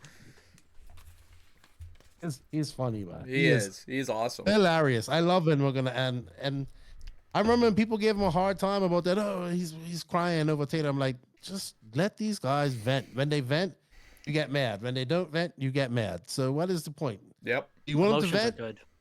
Do you want him to vent or don't you want him to vent? Oh, this is why are they taking it so serious? Because it's fucking money involved. That's why. At that level, it's money involved. Positions. That's why. Imagine if you was at work and you had $1,000 in your hand and then whoop, someone just came and said, no, that's mine now. Yep. That's kind of how it is in that level. And it isn't for many people in RC, but it is for a very small percentage. Yeah, that interview you did with him, Lefty, where he like blew up and vented. Whether he was in character or not, I 100% support him, and I think that was the greatest thing for RC this year that happened, because that was reel funny. you posted, or I don't know if Lance posted it, either of you, but it just blew up, and all the comments from it, like, it was great. It was hilarious, I thought, and it showed how serious racing toy cars can be when you get to that level. It was Yeah. good for RC because all the people, they either loved it or they hated it. All the people that shared it, all the people that commented, Mhm. helped get an algorithm, got into more people's views. People that weren't even subscribed to RC or maybe subscribed to the No Name RC podcast, and people see that, people were like, "Oh, what's this guy yelling about that got interviewed?" And then people that started checking into the race and stuff. It's good for RC. So thank you. You Aiden. never know. Very good. You never know what's gonna grab someone's attention and get them to do RC car. You never know. So that's why I'm like, as much content as we can. You got to get it out. We're not doing enough. You got to keep putting it out.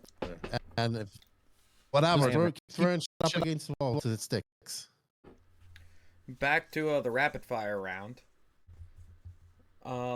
What is your favorite race of all time that you'll never miss, if Lord willing?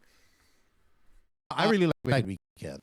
I like Wicked Weekend because it's open, and I really like Florida Car Championships. Those Okay. are two races that I don't like. Okay. And the World championship, wherever it may be, 8 world Classic, championships. of course. On the flip side, what is a race that you haven't been able to go to yet, or a track you haven't been able to go to yet, that you are dying to go to? I want to go to the Philippine Masters. That looks like a really good race. I want to go to Asia badly. Yeah. And I want to spend some time over there. Have you ever been to Asia? No, I have not. Oh, okay. But I'm sure it's pretty, from what I can understand, the Philippines is very similar to where I live now in the DR. Okay. Cool. Now, Better.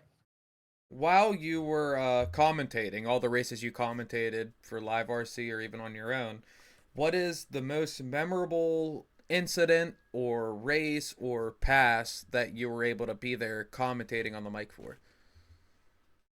Well, it's been quite a few. I think when Weekend 2023, when Seth and Dale was leading that race, the entire race, and then coming through that very rough section, Dakota Fenn both got wonky jawed, and Fenn got by him and won that race. That was a great, exciting race. And then I think the 2022 Worlds, when Ronafalk and Ongaro were battling, and Ronafalk, that was probably one of the best races I've seen. And then to have Ronafalk lose that was kind of gut wrenching too, because it was so close. Because I was still like with the Mayaku thing, I just kind of started. I still kind of affiliated with him, hanging out in the pits, and it was very close to winning that.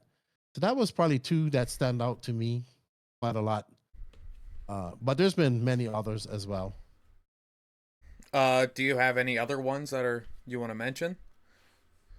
I think another good one was in Portugal at the first IBC race that I went to in 2023. Ongaro and Canas had a very good fight that came down to the very last lap and big jumps and trying to get around each other and all that stuff. And it was very exciting. And that's also the first time I kind of called a race on my own and figured out I could do it. So, yeah, that was another good one. Yeah, you do a fantastic job. I love watching. I try my best. Love watching. Not everybody likes it. Not everybody likes it, but that's fine. I think you do a fine job. It was, thank you. I appreciate it. It was nice to have Ryan Styles Harris at Carpet Champs. It was fun to have him in. I'm sure. He brought a different side of things. Wasn't Chase supposed to be there? Or like Chase Chase did it because he had to start a new job. But Ryan Styles Harris came to do interviews, and then he came up in the booth and we were commentating as well. And then I think in the second half of the Sunday, I actually just went down and did interviews because I just wanted to be down close by the racing and not behind the screen like I am most times. And he stayed up there and he had like Aiden Horn and Damon Barker. They had fun. They geeked out up there. I enjoyed. It was good. Yeah, I like. I don't get to hang out on the side of the races and watch the races, like those type of races from down there, and just interview people much. So sometimes it's fun to do that too. Cool. Now, the following questions might have some long-winded answers to them. So, Taylor or Davey, if either of you two have anything you want to jump in now and ask, go ahead.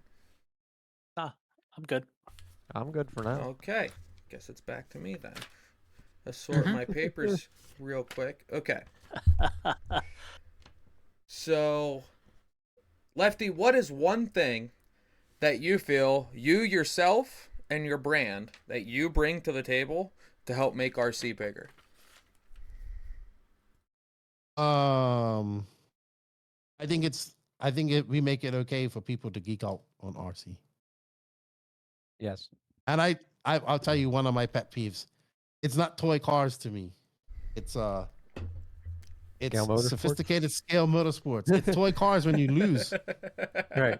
I love that. So when people say toy cars, I think we subliminally say that, right?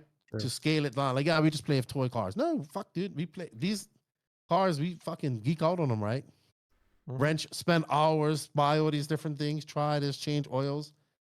Toy cars, I go out there. I have toy cars. I play with them, but when it comes to racing, we race. So, yeah, I was definitely going to agree to that because I come from large scale motorsports, not on the same level as say Mike Pavia. Shout out to Mike, but top tier NHRA type stuff. Yeah. Yeah, but I'm sitting right next to a car that's got quite a large six-figure number into it, and I go into RC. I'm like, man, I love this thing. We're actually changing and tuning sometimes more things on these little 8-scale RC cars. Oh, for Whether it's of sure. course. ESC, the engines, NASCAR's all the not diffs, taping their all the phones. shocks. Like, Yeah, yeah. It- But it's more than what sometimes I'll do in a weekend of just going to a racetrack, throwing a couple bars on a four link, changing the air pressure, and changing the timing and the boost curve and stuff like that for the traction control on a car.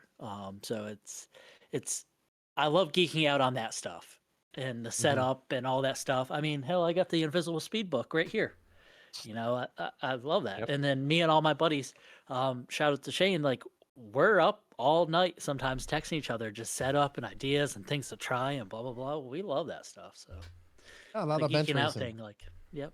I think we made that okay, and we made it okay to talk about. I think the podcast has been a big thing in making it okay to talk about the best, not so sunny side of things that happens at races. Like when guys get pissed off and this happens. You heard about that stuff. Oh, you remember back in the day when this person did this, blah blah blah. But now, I mean, yeah, it's just I think we've helped that part of the industry open up, embrace the drama a little bit. I tried to sweep everything under the carpet. I'll never forget the things open up. Nationals. Never forget the Mhm. Nationals, right? I'll never forget the Nationals when I watched somebody throw their M12 onto the driver's stand and explode it. Yeah, his engine exploded too. I would be pissed off too. He was very fast. He was going to win that race that weekend, probably. But he popped the rod.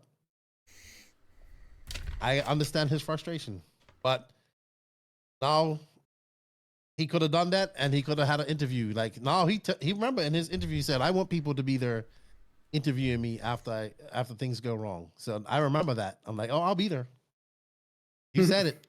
That's where we should be, right? We should be there when the energy is at the highest, the emotions are at the highest. So we definitely like to be there for that. They're the people I want to see interviewed sometimes more so than the winner. If there's going to be a bunch of drama, and all that, Yeah, I think that's good for the hobby. Funniest thing ever, at Wicked Weekend when Cole Ogden and Seth Van Dalen got at it. I was like, Danny, there's going to be fireworks on the driver's stand. And literally, Danny was looking around for fireworks.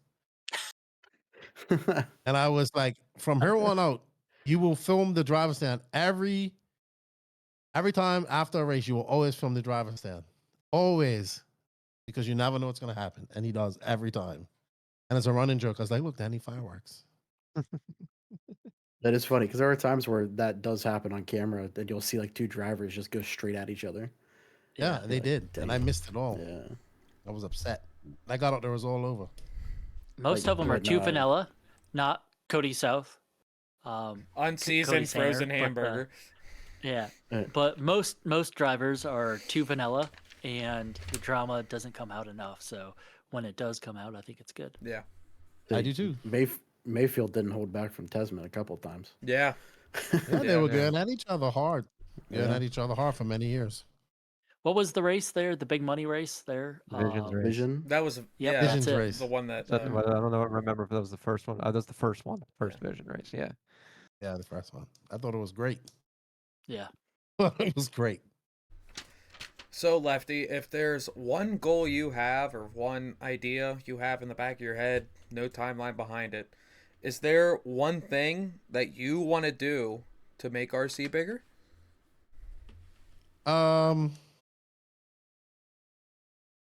Yeah, I want to be a part of letting the world know that what we do. Do you have any? And I think that's going to Go ahead. I think that's going to come on something like it's going to have to be something like what Driven did for Formula 1. Perfect. And Yes. it has to be like that. Or it has to be a 15-minute segment on Netflix's most obscure sports. Yeah. Something like that. And lead on from that. And I think people just don't understand that in RC as racers, we're so geeked out on it. We're like, this is so awesome. But when you really step back and look at it, it's very small. Yeah. And Yeah. we need to grow that. And I think everybody says, you can't, it's too hard. I was like, yeah, yes you can, and yes you can. We have to try. And I think that I would like to see I would like the world to know what we do more than just like, oh wow, you race those things? That's cool. Oh yeah, we race them. There's a whole professional league behind them. There's a whole industry behind them. There's media behind it. There's everything. Like we have everything that any other sport has. It's just not making a lot of money. That's the only thing. So speaking on, Hopefully. you mentioned driven. That was actually one of my questions. Is an RC version of that? Do you see? Well, that is the RC version of it. Well, do have like a RC Drive to version of it. Survive. You know, like the Yeah, F1. which was Yeah. the driven thing. Yeah. Do you see like a Netflix series, Drive to Survive, RC? Do you see that being like feasible?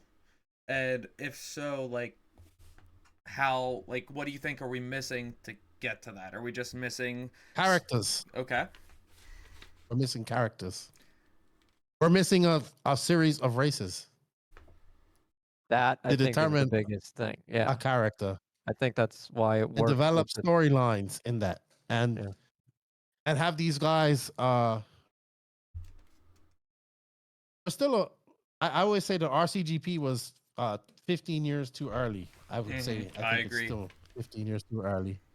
I said it was 10, now I think it's 15. But it done good things because now it's a little bit better professional wise. Mhm. But yeah, we need to treat RC bigger as a whole, and we need to have create these characters that we create through storylines throughout the year and stuff like that. And then people have to get invested in these characters. And Kinda.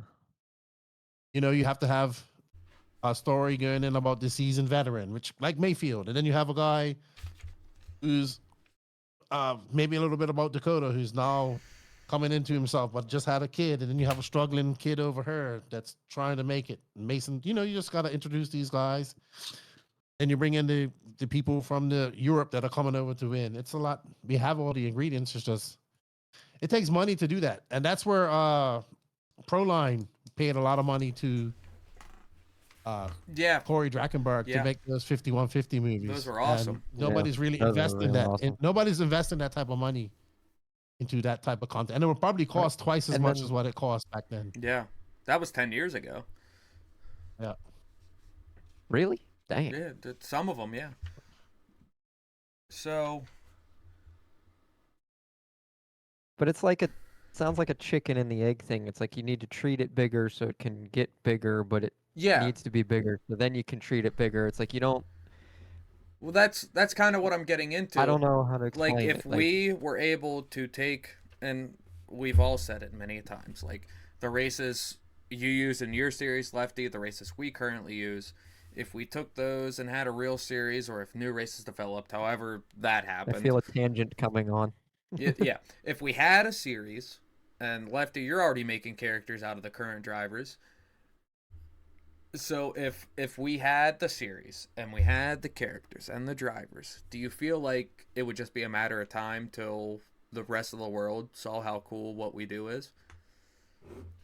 I mean, RC racing's hard too. It's not easy. Oh, yeah. People will see it, and then if you get, let's say you had something that went, I don't know, got a million. I'm just using. Let's say you got a that got 3 million views. A video. I'm just saying a YouTube video. Let's say it got 3 million views, and 100,000 of those people got into RC, and then maybe 10,000 of those people to racing, and then 1,000 of those people got into hardcore racing. That would change RC a little bit Completely. right now. But Yeah. I mean, we haven't really collectively tried to do that. I've talked to people. I've read scripts about RC. I've had people reach out to me. I read the script, gave them some consultation on the script because they wanted the racing to be the RC side of thing to be a little bit more authentic. So I don't know, man. We have to do it from all aspects. So I don't, and then it costs money and takes time. It costs money. It's probably easier to do nowadays because it's so much can be done with less, but it's still also just getting stuff done. Like you gotta go physically go to, if you want to get film of Ryan Mayfield at his home, you gotta go get film of Ryan Mayfield at his home. Yeah. And all that takes time and doing it, and it has to be cut up and made into something. Then go, and it needs money behind it. So that's the other thing. Yeah. That's what it comes down to at the end of the day, money. I like to Who's use gonna put it into it? I like to use the example. We need like Windex as a sponsor. Like, we need not Yeah, RC or, related. or Monster Energy Yeah. with Aiden. We need Yeah. real sponsors and real money coming in. Yeah, we not do. tech. Like, no offense Menards against is Techno apparently a JC. But, sponsor of the Carpet Champs. well, of yeah, the- and that's great. That's a Well- good step in the right direction. Now we Yeah. need 10 other of the Fortune 500 companies. It's just like you have to get people to care somehow, but you don't know how much people are going to care if everybody's different and how much caring they do. Like even if they follow Formula One or NASCAR or football, there's like different levels of fandom, I guess. Like we can all be fans of Formula One and NASCAR and stuff, but we really are because like, oh, cool cars, they're racing around, and then I guess if you get more into it, you get into the drivers' personalities and stuff. But like, I just had a brain fart. What the hell I was trying to say? We know Like- what we need, which is real sponsors and real money. But how do we make it happen? Is the real question for me. Yeah, I mean, like, is- why? So like okay, a Monster Energy or like a Red Bull that's got like a lot of followers and those people that are on the verge that would maybe be interested in kind of what we do. How do we get them to invest in our hobby? Is my question. Because we need more social media presence, and we need bigger social media presence. I don't think we have a value yet. for No, and somebody that would like that too. so what then is the value? I like it's in my head, but I can't like get it out. Like then what is the value of? I'm just gonna have So to say Monster it in- Energy sponsoring Supercross? Well, like because yeah, like what's look the at amount of value? money Yeah, and the amount of but like people what's the in value of Supercross. let's say Formula One, for instance? Like Supercross is more, I would imagine, more plausible for somebody than like say in Formula One, because we can all go get a dirt bike and maybe follow some kind of however you do dirt bike stuff. But like, Formula One, they're all in a bubble. Like you watch the Netflix series and like they're all living in a Formula One traveling circus product brand But look at how bubble. many people watch that live. Right. So here I'm asking why, if I The can't go viewers. drive on the track with Lewis Hamilton, I can't drive the same car as Lewis Hamilton. I can't even drive the same car he's sponsored by. You know what I mean? But I Then can why, go. then why do people like it? That sort of thing. Yeah, like you can do this. Like How, this how is like it the relatable, or why is people's it relatable to sport. people? Or like football, I guess or like lefties, soccer and stuff. Kids play that all around the world in third world countries and first world countries, and then like because it like I said, I don't know. There's something missing that I'm trying to say, and I just can't find it. But like, you want to get people to care about it, but you don't know how much people are gonna care. They're like, I don't know. I'm just gonna stop talking because I'm and you know what? You're on a good falling tangent. flat on my face. And that's not guaranteed, but we need to be Right. firing on all cylinders here, and like social media wise, coverage, content wise, I but think also on the local that's side what's of happening. things. And I think that's what is happening. Like, I mean, again, this is a tangent, but like, you want to say, like, how are we going to get it racing to be more popular? Because bashing is a completely different thing, but we're here about racing. So like, you want to talk about, Lefty, we listen to this episodes, you go, oh, people, we need to change the product. Racing is boring. Yeah, you know what? We're the ones that know what's going on for an hour at Aurora Nationals.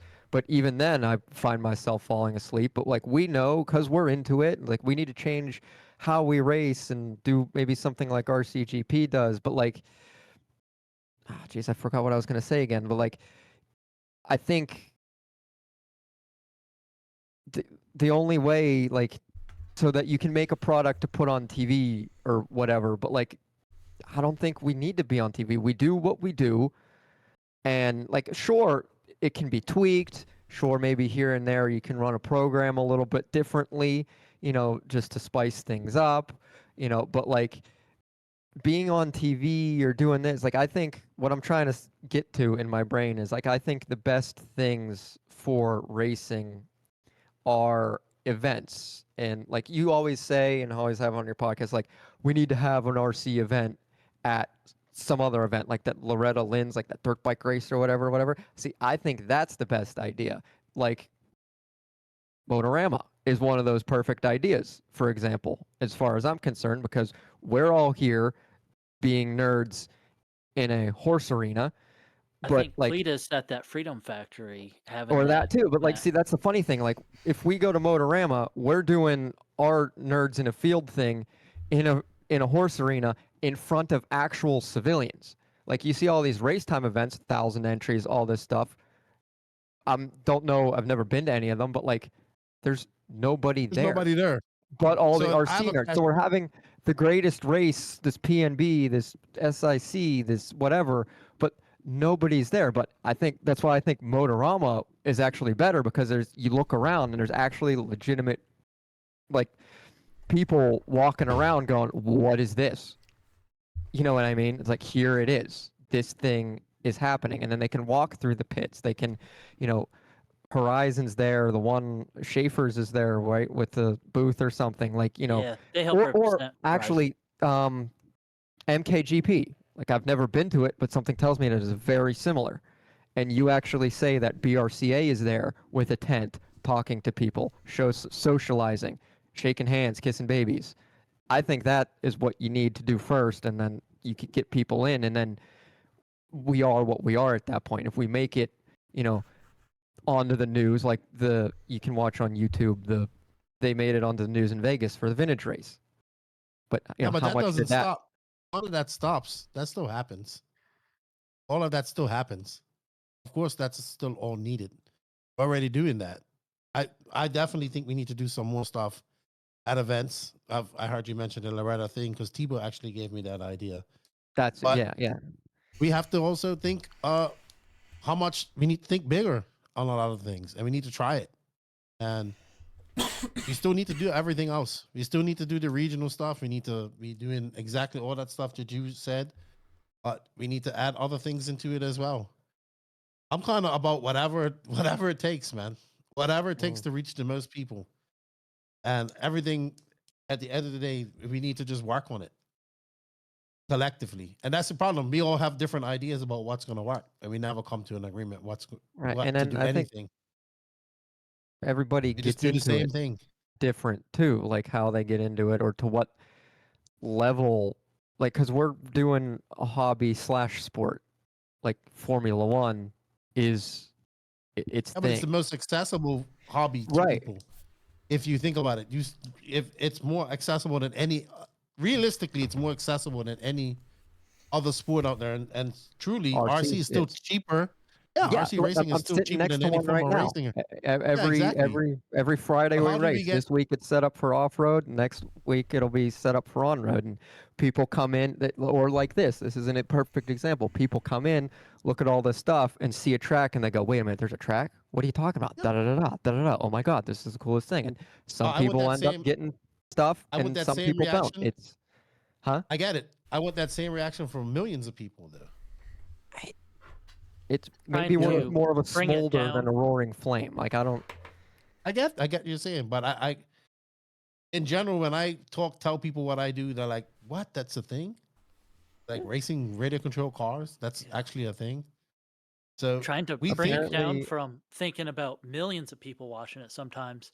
I just try to reach out to like one or two at a time, which one helps RC as a sport if I can get one or two more people into it, and two helps kind of eyes on my sponsors and things like that as well. So I have obviously a lot of friends in large scale motorsports and all that, and then they see what I'm doing, and I try to talk to them and stuff like that. And if you can get one or two into it, like hook them good, and then they tell their buddies about what they're doing, and their buddies tell their buddies. Because a couple of these guys, if they're out on the racing circuit and stuff like that, and then they buy like a Traxxas Slash or whatever it is, and then they show their buddies, and all their buddies buy a Traxxas Slash, and then a couple of them stay into it, a couple of them don't. That's how I feel So- like we can all improve RC. I have a as well. question, and I don't know how this is going to come out or where this is going to go. but we'll start small. Wasn't there a big NASCAR guy at the vintage race in Vegas racing? Yeah, it was. Yes. Bush. Yes. Okay. Kurt How Busch. much did that get on people? How much light did that So- put on RC? And then I'm gonna So I skip think that because I I just think it was thought, great. it's echoed, I think, a lot within RC. But then okay, of I course, think it's that, up to but like, him if he wants to make it bigger. I don't. so I don't see, know. there's the There- thing. And then the other thing is, it just happened, what, last week, 2 weeks ago? Piastri with the helmet thing. I thought that was awesome. He's now my I don't know favorite, who that is. just because for when F1 went to Vegas, Oscar Piastri painted his helmet I saw that. the paint scheme that he won a Aussie Nats with when he was a kid. And it's like, okay, I'm gonna play the fanboy. He's my favorite now. I mean, I already knew he did RC stuff. I think Alcon does RC stuff too. But like, it's like, all right, you know what? Just for shits and giggles, he's gonna be my favorite. Just 2 races left in the season, but it's like, I thought that was super cool. And and apparently a bunch of other RC guys started putting their schemes on helmets, right? But what I'm saying is, like, if Formula One, the biggest motorsport in the world, and you have the guy who's is Piastri still the points leader, but like, and he's doing this thing with this RC related thing, how much did that bring people into RC? Can you prove that? I don't know what I'm trying to say here. But like, by your logic of we need it in front of people, all social media, there was the biggest motorsport social media there ever is. And do we see people coming into here saying, I watched Formula One and Oscar Piastri, I want to get into RC racing? No. Like, by that logic, RC racing should be in a raging inferno at this point, is what I'm saying. It's like there's something. So you had a brief moment where a guy talked about racing RC cars back when he was a kid, versus, what I'm talking about is making a whole docu-series catered around RC racing. But you have to have. You're talking about a fleeting interested in moment. it. See, Right, in but you RC, have we to have get so people excited about that interested in the sport to then enjoy the whole document series. because know what I nobody even worried about that. They saw that and that was gone within a fleeting moment. Right. That's how It's long just- that was a fart in the wind. Sounds like people realistically. suck. You know what I mean? Like, why are we people that trying to freaked bring out these about people that- in if they all People suck? that freaked out about that were the same people that freak out about RC. Oh yeah, it's Exactly. just like Here in any we are. conversation Like people, where we someone get talks excited. about. We get excited about little things, right? We get excited and placated. I think that's the word. We get so excited and we accept so little, right? Wouldn't it be cool if that guy was racing at an RC car race and doing that? Yeah. Kind of like what Kurt Busch is like. Kurt Busch brought people eyes on RC because he's racing. Now here's the Well- other killer. Maybe he just wants to be a regular RC guy at the track too, because he was at Masters of Dirt 2 weeks later with no fanfare. The vintage race, he had fanfare at the Oh, see, I didn't even know that. the race at Masters of Dirt because he just was at Masters of Dirt being a regular racer. There wasn't no Cool. monster girls around. There was nothing, no monster, it was no hoopla around it. But So you have did one you- fleeting moment. You're stating your whole theory on one moment. Which get me. I think that at least it have some eyes on RC, but it's not enough. I just don't think it's enough. It's not enough for people to say, okay, he raced RC. Well, If I yeah, remember that's- quickly, it was a quick glimpse of an RC track in Yeah. the car. It's just weird. I don't. I don't have the answers, but I know that I don't disagree with what you guys say on what has to happen.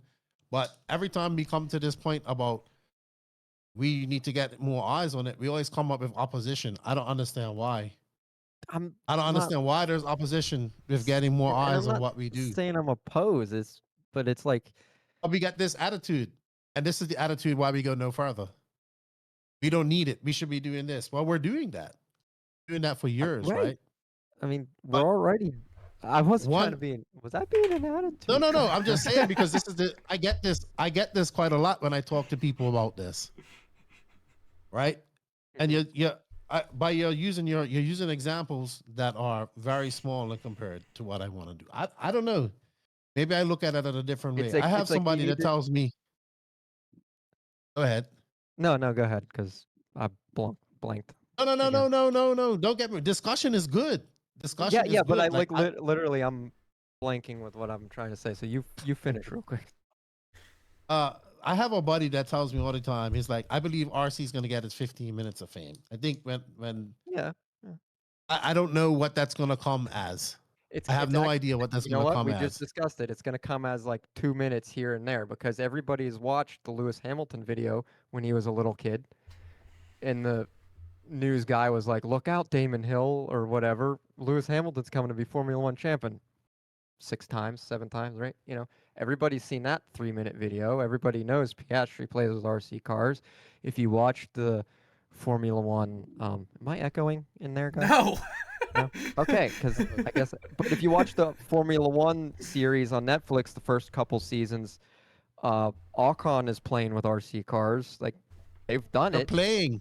They're playing. Like, that's the whole thing. It's still, you still just showing people playing with RC cars. You're not showing the RC car. You're not showing the seriousness of it. Like, I play with fucking my action figures. Right? I set them up and play with them because that's what they're meant to do. No, sir, I did not see you playing with your action. No, but I mean, it's fine. I just think that we need to try this, right? I think we need to. Like, we can't even get on the most obscure sports on Netflix. That's everybody thinks I'm talking about. I'm just talking about something that's gonna shed some light on what we're doing. It could be. Well, that's my point. Like, how is, the Piastri thing or the guy at the vintage race? I don't know thing, how that. or how am I Motorama. supposed How to is know? that? How is Hear that me not out. enough? Let's That's go what back to I can't episode understand. 4. Strippers. Bring back the trophy girls.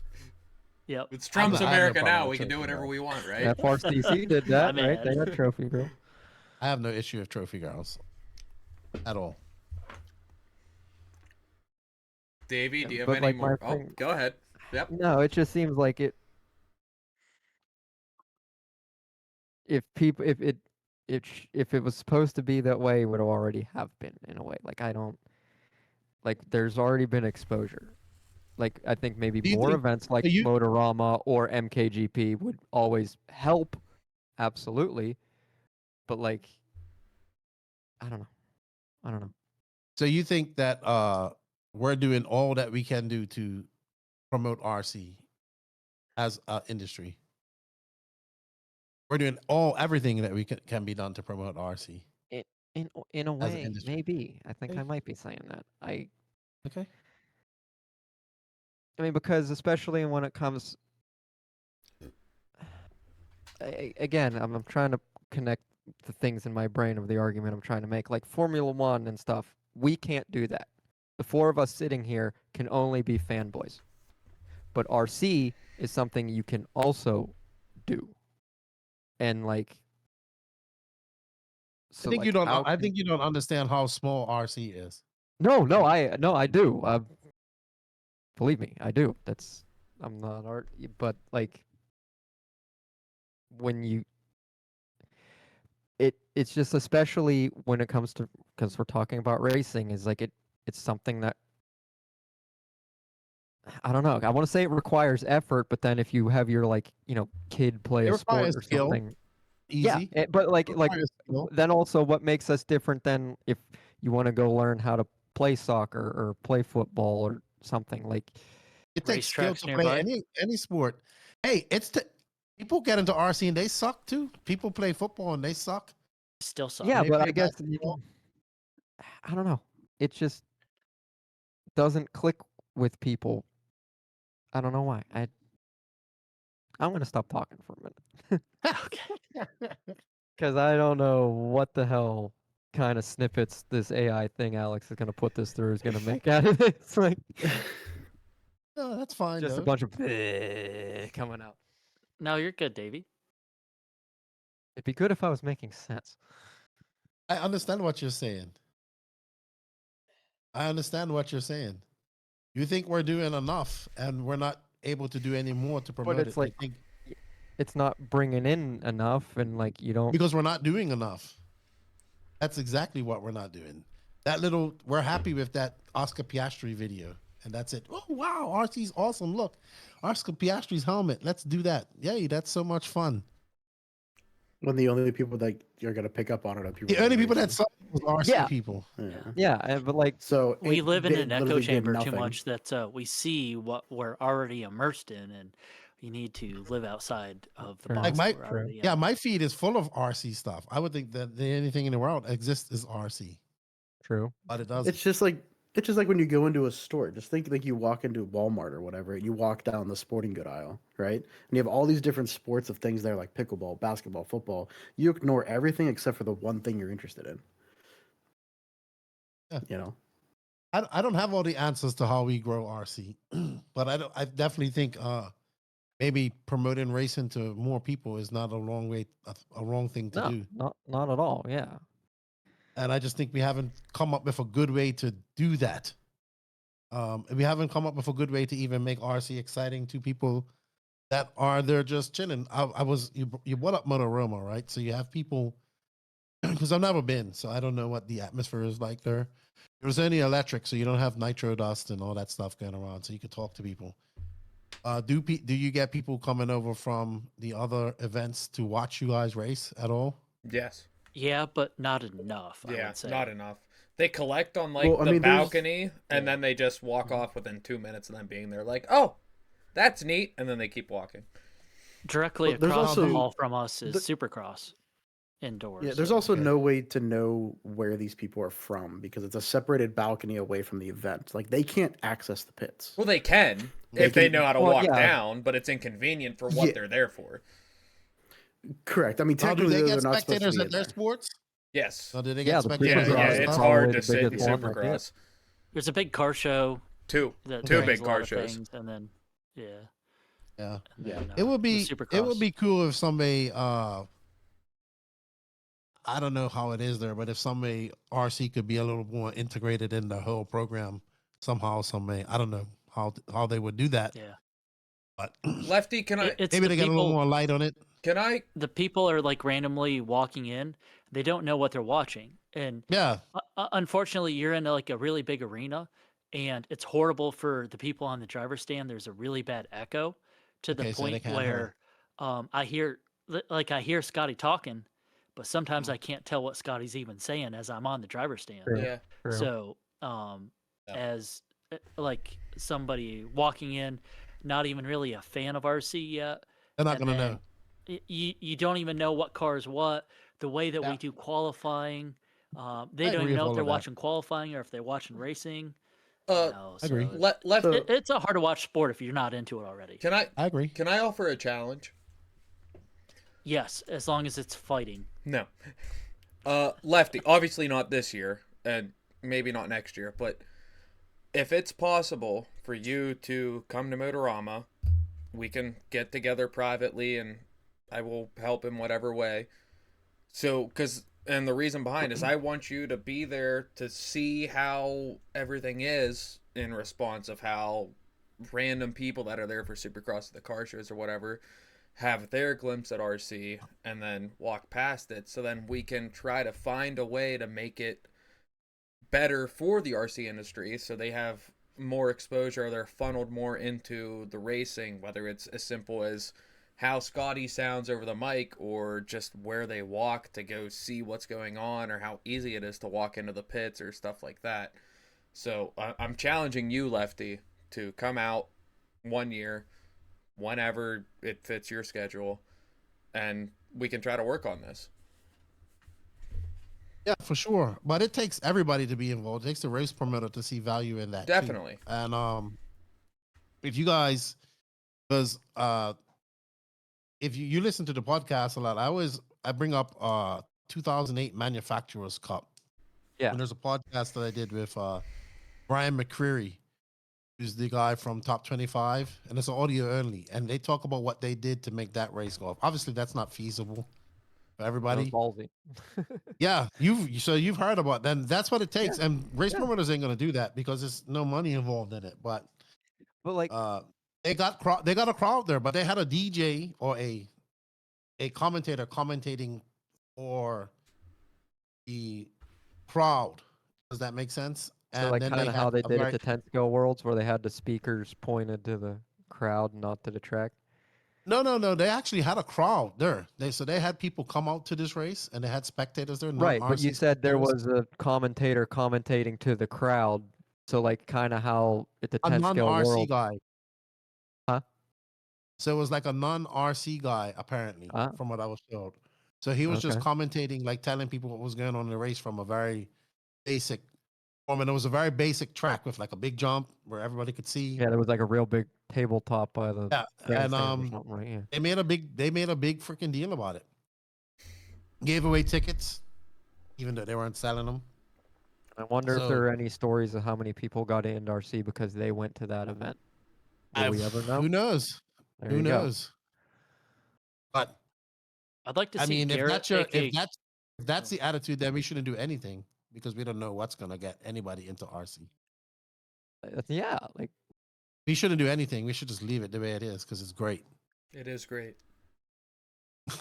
It's I mean, like how did It's we all honestly- get into it somehow? Like, you know what I mean? Like, So it's kind of Anyway. like one of those things. If you think about like motorsports in general, maybe marketing to the general public racing is not the right thing to do.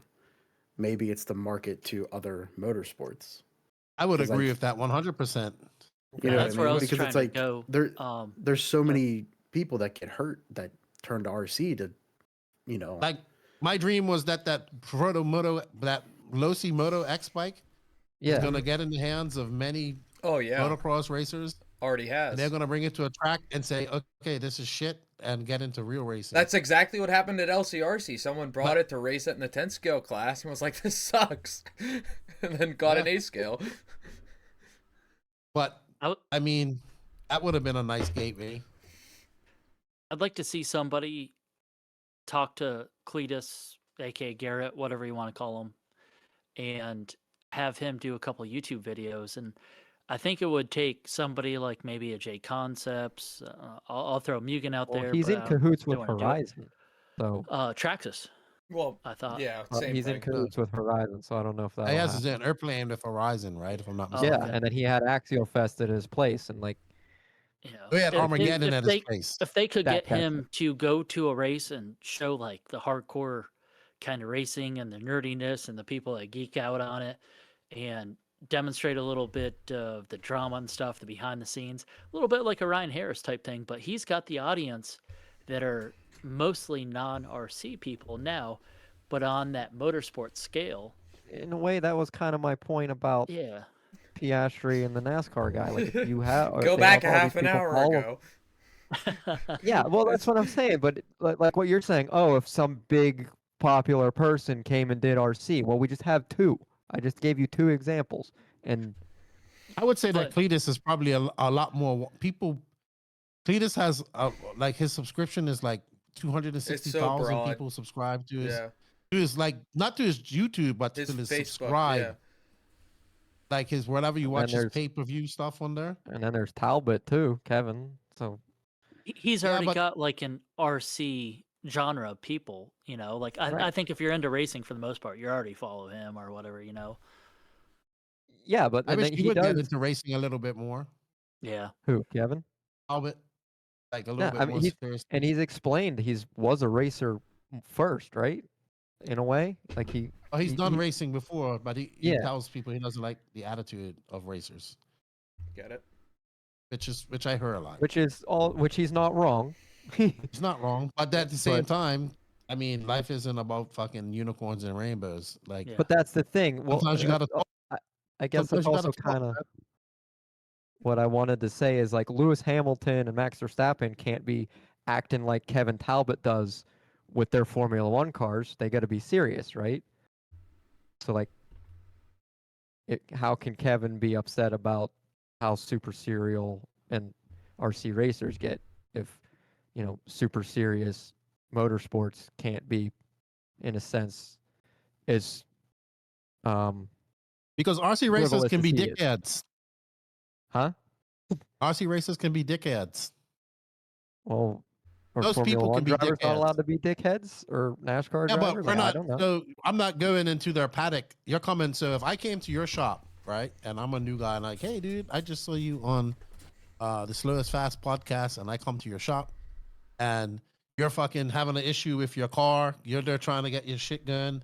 Like, hey, dude, I need some help right here. And you're like, yeah, hold on for a second. Like, people get rubbed the wrong way so fast that I find Right. in life. So I And think my argument is just people suck. And if people are gonna, let's say, go to Motorama, see RC, go, what is this? And I want to do this and learn about this, they're gonna do it. If people come into the shop here and see this track and see this stuff, they're gonna do it. Because a lot of people come in, buy stuff, you never see them again, and they throw the stuff away because they just don't get into it. If people are gonna get into it, people are gonna get into it. You just need to spam with the world with whatever you can, and whatever comes in is just whatever comes in. I don't know what else to say. I mean, that's all we can hope for. We just can hope that Right. it's more than 1 or 2 people. But Kevin would be good if he got into racing. I mean, he hangs out with Craddock, right? Isn't that enough? I mean, but like actually go into compete in races and vlog it and get it out on his channel to those people.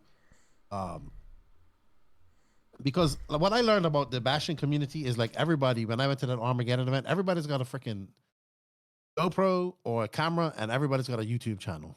And Right, in the bashing because- community, it's about the size of your YouTube channel, not about I would say not about racing is about skills, right? You got to be skilled to be Yeah. good and win In- races and do well, but not in the bashing world. Right, because there's no rules to bashing. There's no right and wrong. Like, you can't bash incorrectly necessarily.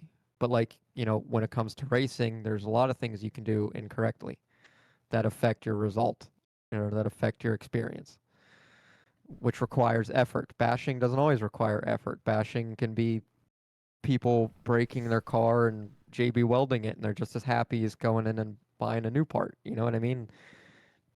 It's because there's no rules to bashing, and there's just seriousness to some extent with any kind of, racing and the whatever. Anyway. If anybody's just watching this, everybody else is looking away from me now. If anybody's just on the listening side, everybody else is looking away. I'm looking right at you, Davey. I'm looking at you, which makes me look at you like this way. My camera's right here, and then I'm looking at you like this. Okay. Anywho, Mike has one final question. He's been waiting 2 hours. this is still the Hello. rock Oh, boy. round, right? This is probably going to be Still the here. good one. So, I mean, well, it's not directly just for you. It's an overall just topic, right? It's the Ask Your Kids question you asked Camden live. That was no, me. that was That was Taylor, right? yeah. No, it's centered around the Worlds coming up this year, right? So Mhm. overall, I personally don't like. Granted, the whole bid process and how the track's picked is very different, but I don't. I feel like Thornhill should not do the surface they did for Nats at Worlds, because why cater to your competition when right now you're graced with the advantage that you can give your American drivers? You know what I'm trying to say? Like, I get what you're trying to say, but I don't Yeah. think Thornhill's ever been a blown out track. no, no, but when it got, but they like glued it and all that stuff for Nats. They Yeah, they did that something was to a it. I don't- treated. But I mean, Yeah. I've never seen it. I've always thought Thornhill was kind of a very slippery. If you remember, if I remember correctly, from some of the nationals that I've seen there, I don't ever see it get blown out. It gets like a very thin layer of dust on it, and it's slippery. But I could be wrong. I don't know. I don't think anybody knows how the surface is gonna be. They might switch it up. Who knows? It's I gonna. mean, they be very different, well but- could, but like when you're I don't know, like going into the Worlds, you're like, okay, cool. The best are gonna still be the best no matter what. It doesn't matter. Oh, true. At Very the end of true. the day, it doesn't matter. The best are gonna be the best. Yeah. It's who can adapt fastest. to Yeah, this, it's just like right?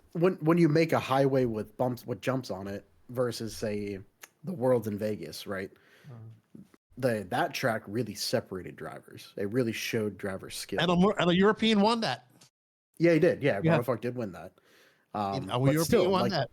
yeah, it showed skill versus Hey, who can drive PNC the gets fastest. really blown out, right? Europeans Yeah. have won that. Yeah. Silver State been won by has been won European. by Europeans. It's Yeah, the So, world's it's gonna be different. Like if you listen to RCTV just had released some video and they had snippets of talking to about the 10 Skull Worlds, talking to Brock and talking to Carap and stuff, and Brock was saying it's like the track is I'm going into this because it's everybody who's been there before. Was different, and here we are at the Worlds. It's gonna be different. be So different. Well, It could be way whatever different. Thornhill's gonna do, whatever it was at the Nats before this race or that race, for some reason I'm gonna play along with what he said. For some reason, just because it's the Worlds, something's gonna be different. Like the last two Worlds were at the same track, but apparently even then they were completely different, and then they were completely different from the warm-up races they had for the World. So like I'm just gonna throw it in the ring that it's just gonna be different. well, Don't know the what it's gonna We'll be see. yet, but it's just gonna be different. the last well then, podcast that was on No Name released at this date of time of recording on Sunday night. Lefty, when you were talking to Robert Battier, and I remember I was listening to it today, and you guys were talking about it when Robert was saying how like Thornhill is turning into more like not necessarily an American Yeah. track, but more like everywhere else. So like Robert's already kind of expecting that at least, but I mean, yeah, They'll know. I'd they'll probably know. yeah. jump on that bandwagon They've got too. plenty of days to figure it out. yeah, I hope Lutz they was do just throw there him testing for, too. I hope they do throw him for a loop. It's good, right? it is That's the absolutely. beautiful thing about it. Whether Thornhill can be it's an like, oh, you intentional just still thing or got a a Mother high Nature glue thing. track. Here's all this I loose think- dirt. Yeah, here's all this loose dirt and dust, but I think until you've driven on a track like that, you'll understand. It's really nice. Like the Portugal track where they have it's Oh, it completely looks good. sweet. It's very nice. It was very pretty. Traction for days. I thought Dakota was gonna win, but no. I thought he was our greatest hope. No, And Cavalier I was also the think best that- player here. That's good for the hobby in a way, glued tracks, because it's not guessing for your newbie to come out there on what tire. There's just one And tire to all run. tires what? And when you're new, you don't get as frustrated when the car spins out every turn. You know I what say I mean? this. Yeah. Yeah, been saying this. I think I know what's coming. I feel the lefty screen rumbling. I know I don't what's have coming. to say it because you know what I've said before. If a I know person can what's get coming. around the track, they will have a good time. I think that it is good for the hobby. I don't think I like to watch And on paper, you're character not wrong. change and stuff like that. Like the AMS and the Wicked Weekend and stuff like that. There was a little bit of character and stuff developing on those last couple races and all that, and people were changing their lines up and stuff like that. It made it a little bit more interesting to watch racing. But I think when you go back to the whole conversation we had for the last 2 hours about bringing people into the hobby and all that, your fresh sportsman newbie driver and stuff, you put them on a high bite track, I think it's gonna bring them back to the At least they sport. can get keep 'em around in the it. track. At Mm-hmm. least they can Mhm. get around the track. You don't need to talk about hours of setup and diff fluid changes. Oh no, Yeah, you it just needs got to- your brand new e-buggy, I mean, but just now we needs got to to work. throw $300 of optional parts at it, and then you need 6 different of these tires. You got to run I these mean- ones when it's this temperature. You got to run these ones when it's this temperature. Blah blah blah, and all that. No, just throw it out there with the one, and you get around the track all right. And when you're like talking carpet dirt high racing. bite, carpet's very different than dirt off road. yeah, Like Yeah, dirt but- off road high bite, it's a totally different car. Mhm. You can't run that car that you ran at Thornhill and run it the next weekend at your home track. Well, we're talking about for the average person that comes in there and puts down a Traxxas slash and goes around that track. Okay. Right? Like, I Yeah. would tell you the Hoosier track, RC Hobbyplex. Mhm. I went there and to break in the track, they did a endurance Yeah, race they of do that stock endurance slashes. yeah. Fucking fun. It's The most fun awesome. I've had in a Yeah. long time. Stock tires going around that track. fun. Yeah, it looks like a Fun blast. traction. It was traction. I'd have to worry about it. You know, they were just fast enough for it. It was so much fun. 2 hours of that shit. It was fun. So I'm all for traction. No. Then I went down to Mills Pond and it was blowing the fuck out. Yeah. Like craters, and I was loving it. And I That was just looked sending my gnarly. e-truggy down in there. I was like, woo, riding the cushion. And guys were like, oh, it's too rough. I'm like, this is like old school. Just ride. Just trust the cushion. So I just think with RC, there's a lot to take in at the beginning that people can't grasp. Like if you want to play a sport like football or soccer or something, you can literally start in your backyard as a kid kicking a ball, throwing the ball, and then slowly understand things. But with RC, there's just, especially with racing, there's even in its simplest form, there's still a lot to take in. Like not only do you need to know how to, actually drive the car, but now you're have to understand what a race program is and the discipline and the etiquette that goes along with that, which is also what I think just the initial hump of RC in general is big, and even bigger when you talk about racing. That I'll argue I is wouldn't that's argue something that there. at all. people can't seem to get over. I wouldn't get what argue you're that. saying. Yeah, I get what you're saying, and I do agree with both of you. But when it comes to little league sports, that there's the same learning curve. You know what I mean? Like you're still learning the sport and still it's having the physical. rules and how to play. The racing's the same way. It's just with racing, you're put right into the top. There is no build up Yeah. except for the class that you're in. Like You know what I you're mean, and put who into you're the racing top to against. find the bottom, and then to understand the bottom to work your way Very- back up. Correct. Yeah. in a Which way. I guess Yeah. people can't comprehend. Somehow we've all comprehended it. You know what I mean? Like I don't know what to It's say. because it tickled our brains and we just instantly said, "Oh, I want to do that." Right. To where, I mean, it's not you for know, everybody. one out of maybe- 100 people that might happen again, but those other 99 you have to work for a little bit.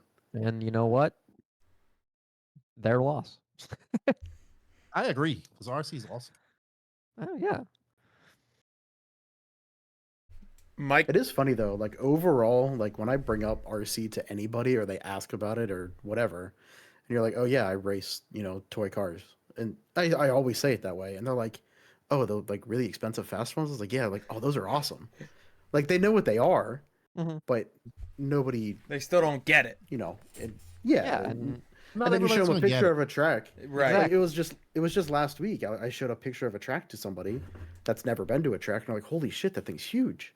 I showed him a picture of LCRC, and I was like, "Yeah, that's a track." Well, even That's goes just as how- simple as like Lefty when you were saying with your podcast with Robert Batty when you were talking about Monteros. Like, some people just don't get it. Like, when you want a real car and you can only want this type of car, and if it does this thing or the other, if you like to look at it and you think it looks good or the performance, then it's good.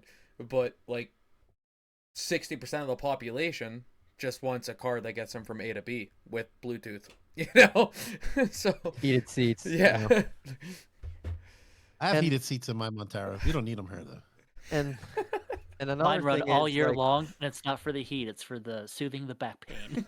I like the yeah, I could see that. And another thing that's slowly coming to my brain is, at least with RC, you don't have to be. Oh geez, am I cutting out? No. No, No, You're Like, good. even the program knows it's trying to shut me up. keep it going. Don't Like- get sidetracked, Davey. You're But, doing good. Even with RC, like, it's okay. Like, everybody's an individual, and everybody, like, there are some people that are okay being where they are in RC. Like, some people, like, I really just like all the cars. I like building them. I absolutely suck. I'm in the last main when I run them, but I'm fully enjoying that. And then there's some people that take it super seriously and get upset over the smallest thing when they don't succeed. And like, if you're playing a team sport like football, I don't think you can be like that. Like, it's because racing is individual. You can Mhm. and be okay with where you at if you want to be. If you want to look into yourself and say, you know what, I'm gonna put more effort into this. I'm gonna and see what happens. I'm gonna do that. Or if like I'm just fine where I'm at, I can be fine where I'm at. I'm fine where I'm at, being a rookie e-truckist, Exactly. Still the E-Truggy having Elder. so much fun. But how is that That's right. interesting to I am the somebody? Truggy Elder.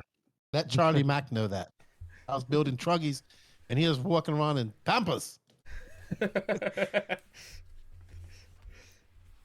Well, That's a joke. Me and my buddy Charlie Mack is down in Mississippi. He calls himself the Trugginer. He loves trugging. I was Bring making back truggers when Truggy you still. bodies. I was making truggers out of MBX 5s, 4s back in the day. before I was alive. Yeah, maybe. I'm getting Might have old. been. The not 4, that- the no. 5, not so much. Yeah, I'm not that old. I am, but I'm not. Does anyone have All right, what's anything else? I think we're at our closing every point. podcast I'm on is going to be long. Well, Yeah. well, this absolutely. has been longer than the normal, which it's really funny because Krista was the one that told us we should keep it at 2 hours, but then when Krista was on, it was like 3 Oh. hours and 15. And we could have kept going. Yeah, We had a ton more yeah, questions yeah. and stuff just because we know them so well. Yeah. We could probably keep Right, going right. with this one too. Oh, we definitely unfortunately. could. We And probably after could. it, she loved it. She wanted to go longer. Yeah. Yeah, it's good. I like coming on other podcasts too. And Well, You I'm guys sure the are on door's open for this one. what episode is this now? gonna be? 31. Episode This one will number be 31. 31. Very well done, because you Thank you. went 30 more than most people do. It means a lot, Most especially people coming start from you. and- Yeah, because I know how much work it is. Well, I think we're 300 behind Yeah, him. Right? we're a Up to long 331. ways behind. Behind the Hey, Godfather plus of however RC many in the queue. podcast. I did a podcast every day. I remember when JQ said, "You got to do one every week." I was like, "What? Every week? No Were you way I doing could do that." anything? Were you doing anything today? Like, were you on with anybody today? No, I don't really. On the weekends, I take off. Uh, I try to, and especially because I kind of was in like those road trips was go. I came back, I was going, and then I have a quiet weekend this weekend, like no kids, nothing. So I'm just chilling, nice. watching football, chilling all Wasting your day. time with us. We're glad you wasted your time with us. No, it's fun. I had a good time. I need to be doing stuff like working on RC cars, that my crawler over there, but nah, I'll do that tomorrow. Are you planning on attending going into the 2026 season? Are there any races, like new races you're attending or races you don't normally attend? You plan on going to? I don't know. We'll see. We'll see. It's nice. That's what I did her in the last trip. I went to Oklahoma, to Shores, which was fun, and then I went to where else did I go? And that was the race that I went different. And then I went to the INS was fun because I got to go to different tracks. So I finally got to go to Hoosier. I would like to go. Like I would really like to. It's a guy in South Africa that wants me to come to his track there in South Africa. I'd really like to go there. Excuse me, to see South Africa, and then I really want to go to Asia, but they're not having a Philippine Master run of the Asia Buggy Cup. They are doing Indonesia and Malaysia, but no Philippines because the track's moving. Okay. So I I get would have liked. Yeah, they're moving it to a whole different spot now. Damn. So that would have been nice. And then the Worlds, of course. Like I'll be at the Worlds no matter what.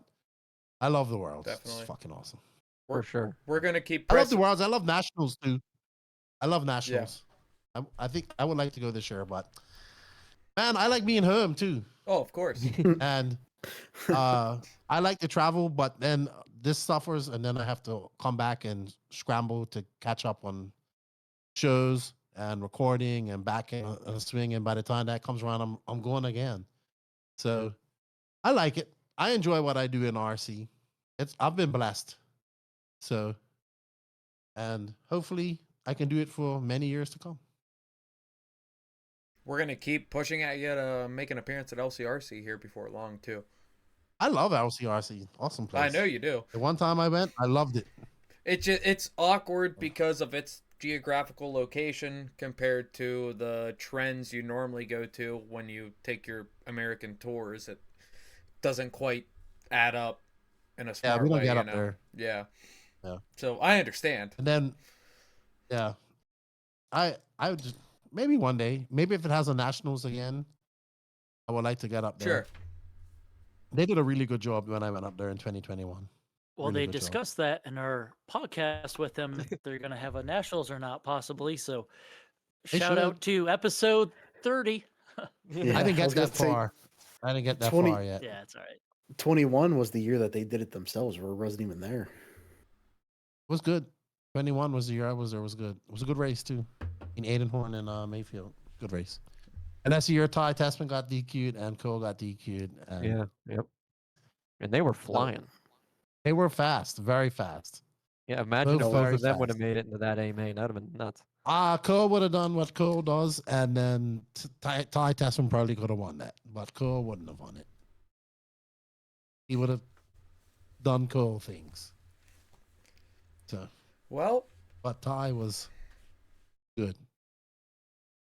I think we're ready to shut this one off. So let's start with Taylor with closing comments. Don't have a whole lot. Just thank you so much, Lefty, for coming on. We chatted about this for a while. I think the plan was many months prior to this. So thank you so much for donating your time Thank to you. come on and Thank you for just having me chat on. with us hooligans about RC and things that we like to do for fun. Just thanks to all the viewers, listeners as well, Mugen and LCRC. 46RC, Toby, you're okay. Thank you so much being a friend and tolerating me as a pitmate. And Mike Treharn for painting all my bodies. MT Designs. That's all I got. Mr. Mike? Taylor, you touched on a lot of them. Lefty, thank you for joining us. It was great having you on here. Thank you. What ACS hobbies before Alex gets to say it? And Davey, even though you're sitting there right now. Yep. Yeah, no, and everyone that sits here every other week and listening to us talk about random shit. Thanks. Davey? More of the same, Tony for letting me be here and all that, and LCRC, and you guys for actually doing all the work. Holy crap, we're sitting here with Lefty. That's pretty sweet. And, hopefully we can do this again. Feel like you start out slow and then start warming up towards the end, and here we are more than 3 hours in. It's like, damn, we gotta stop now. No, that's me, man. Luckily, I didn't have Max in her. Would have been 6 hours. Oh, geez. Well, maybe the next one. Maybe not. By yourself. You can argue with him by yourself. You might have to give me his contact information. We can set We that can up. definitely work that out. I'll argue with him He was- till he my was- face is blue. Yeah. Don't give him a open mic and Maybe no put that on like a restriction. Saturday night or something, not a Sunday night. Or a Friday Yeah. night or something. Like, Well, Oh, my goodness. Lefty, I want to thank you from the bottom of my heart for joining us and for everything you do for the RC hobby, for starting your podcast and everything and beyond. You are like the sole reason everything right here happened. I think just the soul, period. I'm like, Yeah, that's I a mean, good you're the one, like, reason a lot of stuff is going on right now, and I'm like If- tingly this whole time because you're one of my idols. You're out there doing the thing with the podcast. You're out there doing the thing. He was already on the commentating. driver's stand with Scotty Ernst. And Yeah. now he's here on his own podcast with you. It's like it's crazy. he can Nice. kill him now. He's die with a smile. Yeah, He's good. I need This your, is something instead of Mayfield's I beer thought can. I about need prior. yours shined. Like, But I think now as we're immersed in RC and we're living it, you ask, like who's the greatest of RC and stuff like that. And then you'll think about the racers like, Mayfield, Ongaro, all those guys. But I think Lefty's really going to go down in history as the greatest in RC of Absolutely. this time. We look, 30 years from now, if we're still doing RC, if that's still a thing and the world still exists at least. And then we're going to look back at this time and think Lefty was the greatest of this era. I for agree. sure, I I agree. appreciate Here. that. I appreciate that. I thank you guys for the support. Keep up the good work. I know how hard it is, and I remember when you guys started and you did this has been I think your first year of doing this. Yes. Yeah. Now, Yeah. Close, so you're right? 30 episodes in, you're having fun, and just keep doing it, right? Because a lot of people give up, and you shouldn't. If you're still enjoying it, have fun, enjoy it. Oh, yeah. If I can help you guys, I will. Like, I already can give you guys tips on a better program. Oh, But, please do. Hey. But it's all good, man. We need this because, like you said, 30 years from now, people's gonna come back and look at all this content and gonna be like history, right? Oh, this happened, this. So they talked to this person. I was listening to your Lutz interview prior to comment on her, right? So all of it matters. So we're creating content that people gonna watch for years from now, many years from now. I personally believe that. Very true. So thank you, everybody. I appreciate it. Hopefully, I get up to the Northeast to hang out with you guys. I definitely want to do Motorama. No, as much as I like Nitro, I don't like it indoors that much. So, indoor electric, phew, perfect. Well, as soon as I get Even enough, though they're running dirt bikes and all this other gas stuff and all the other arenas and the thing, it was the Right. Nitro off-road that got everything shut down one year. I know. But as soon as I get enough vacation days, whether it's Fall Brawl or Beast of the East or whichever end of the year, beginning of the year one, I'll be down there. Which we're supposed to be making an appearance to P&B. Are you going, Lefty, to P&B? Yeah, I'll be there. Well, hopefully we can meet up You'll then. see me for a day, and then you won't see me ever. Well, because I'll be in my dungeon. Right. Well, hopefully for that one day we can shake hands and say, hello, this is me. We will. We will. Catch him on the way to the Porta John. Hey, Lefty, how's it going, man? Yeah, right. That's how it goes. That's how it goes. Well, I man. understand. I completely get it. But Cool. Well, thank you guys once again. I appreciate it. thank you. And Thank you. till then, remember, keep between the pipes, keep it on its wheels, and Lefty, we always ask our guest, what do we say? I don't know. What did we say? Nitro's the glory. I know. Well, Uh-huh. you get an asterisk in the record book. There it is. The name of the podcast Fast. is Mike. Oh, you want me to say Slow is Fast RC Podcast? Good enough. There it You want me to is. Yeah. You want me to You're listening to Slow is Fast RC Podcast. See, damn it! I told It's the you, I need sound a clip he soundbite. keeps You talking need about how he people needs on more a of. soundbite. I'm clipping that. I'm so slow, I go fast all the time. No, we'll do it right now. We'll do it right now. Like he has sound bites of people. We need to get sound bites. Like this is Yeah. Lefty the Great. Yeah. You're listening You to the Slowest Fast RC podcast. I can do that right now. Do it. There This you is go. Lefty the Great, and this is Lefty the Great, and you're listening to the Slow is Fast podcast, because going slow is always faster. Perfect. Yeah. Thank That's you. a wrap. Thank you for everything. Always, guys. You guys have a good evening. Thank you for your You time. as I well. appreciate it. Keep Good night, you up so Lefty. the good work. Thank you.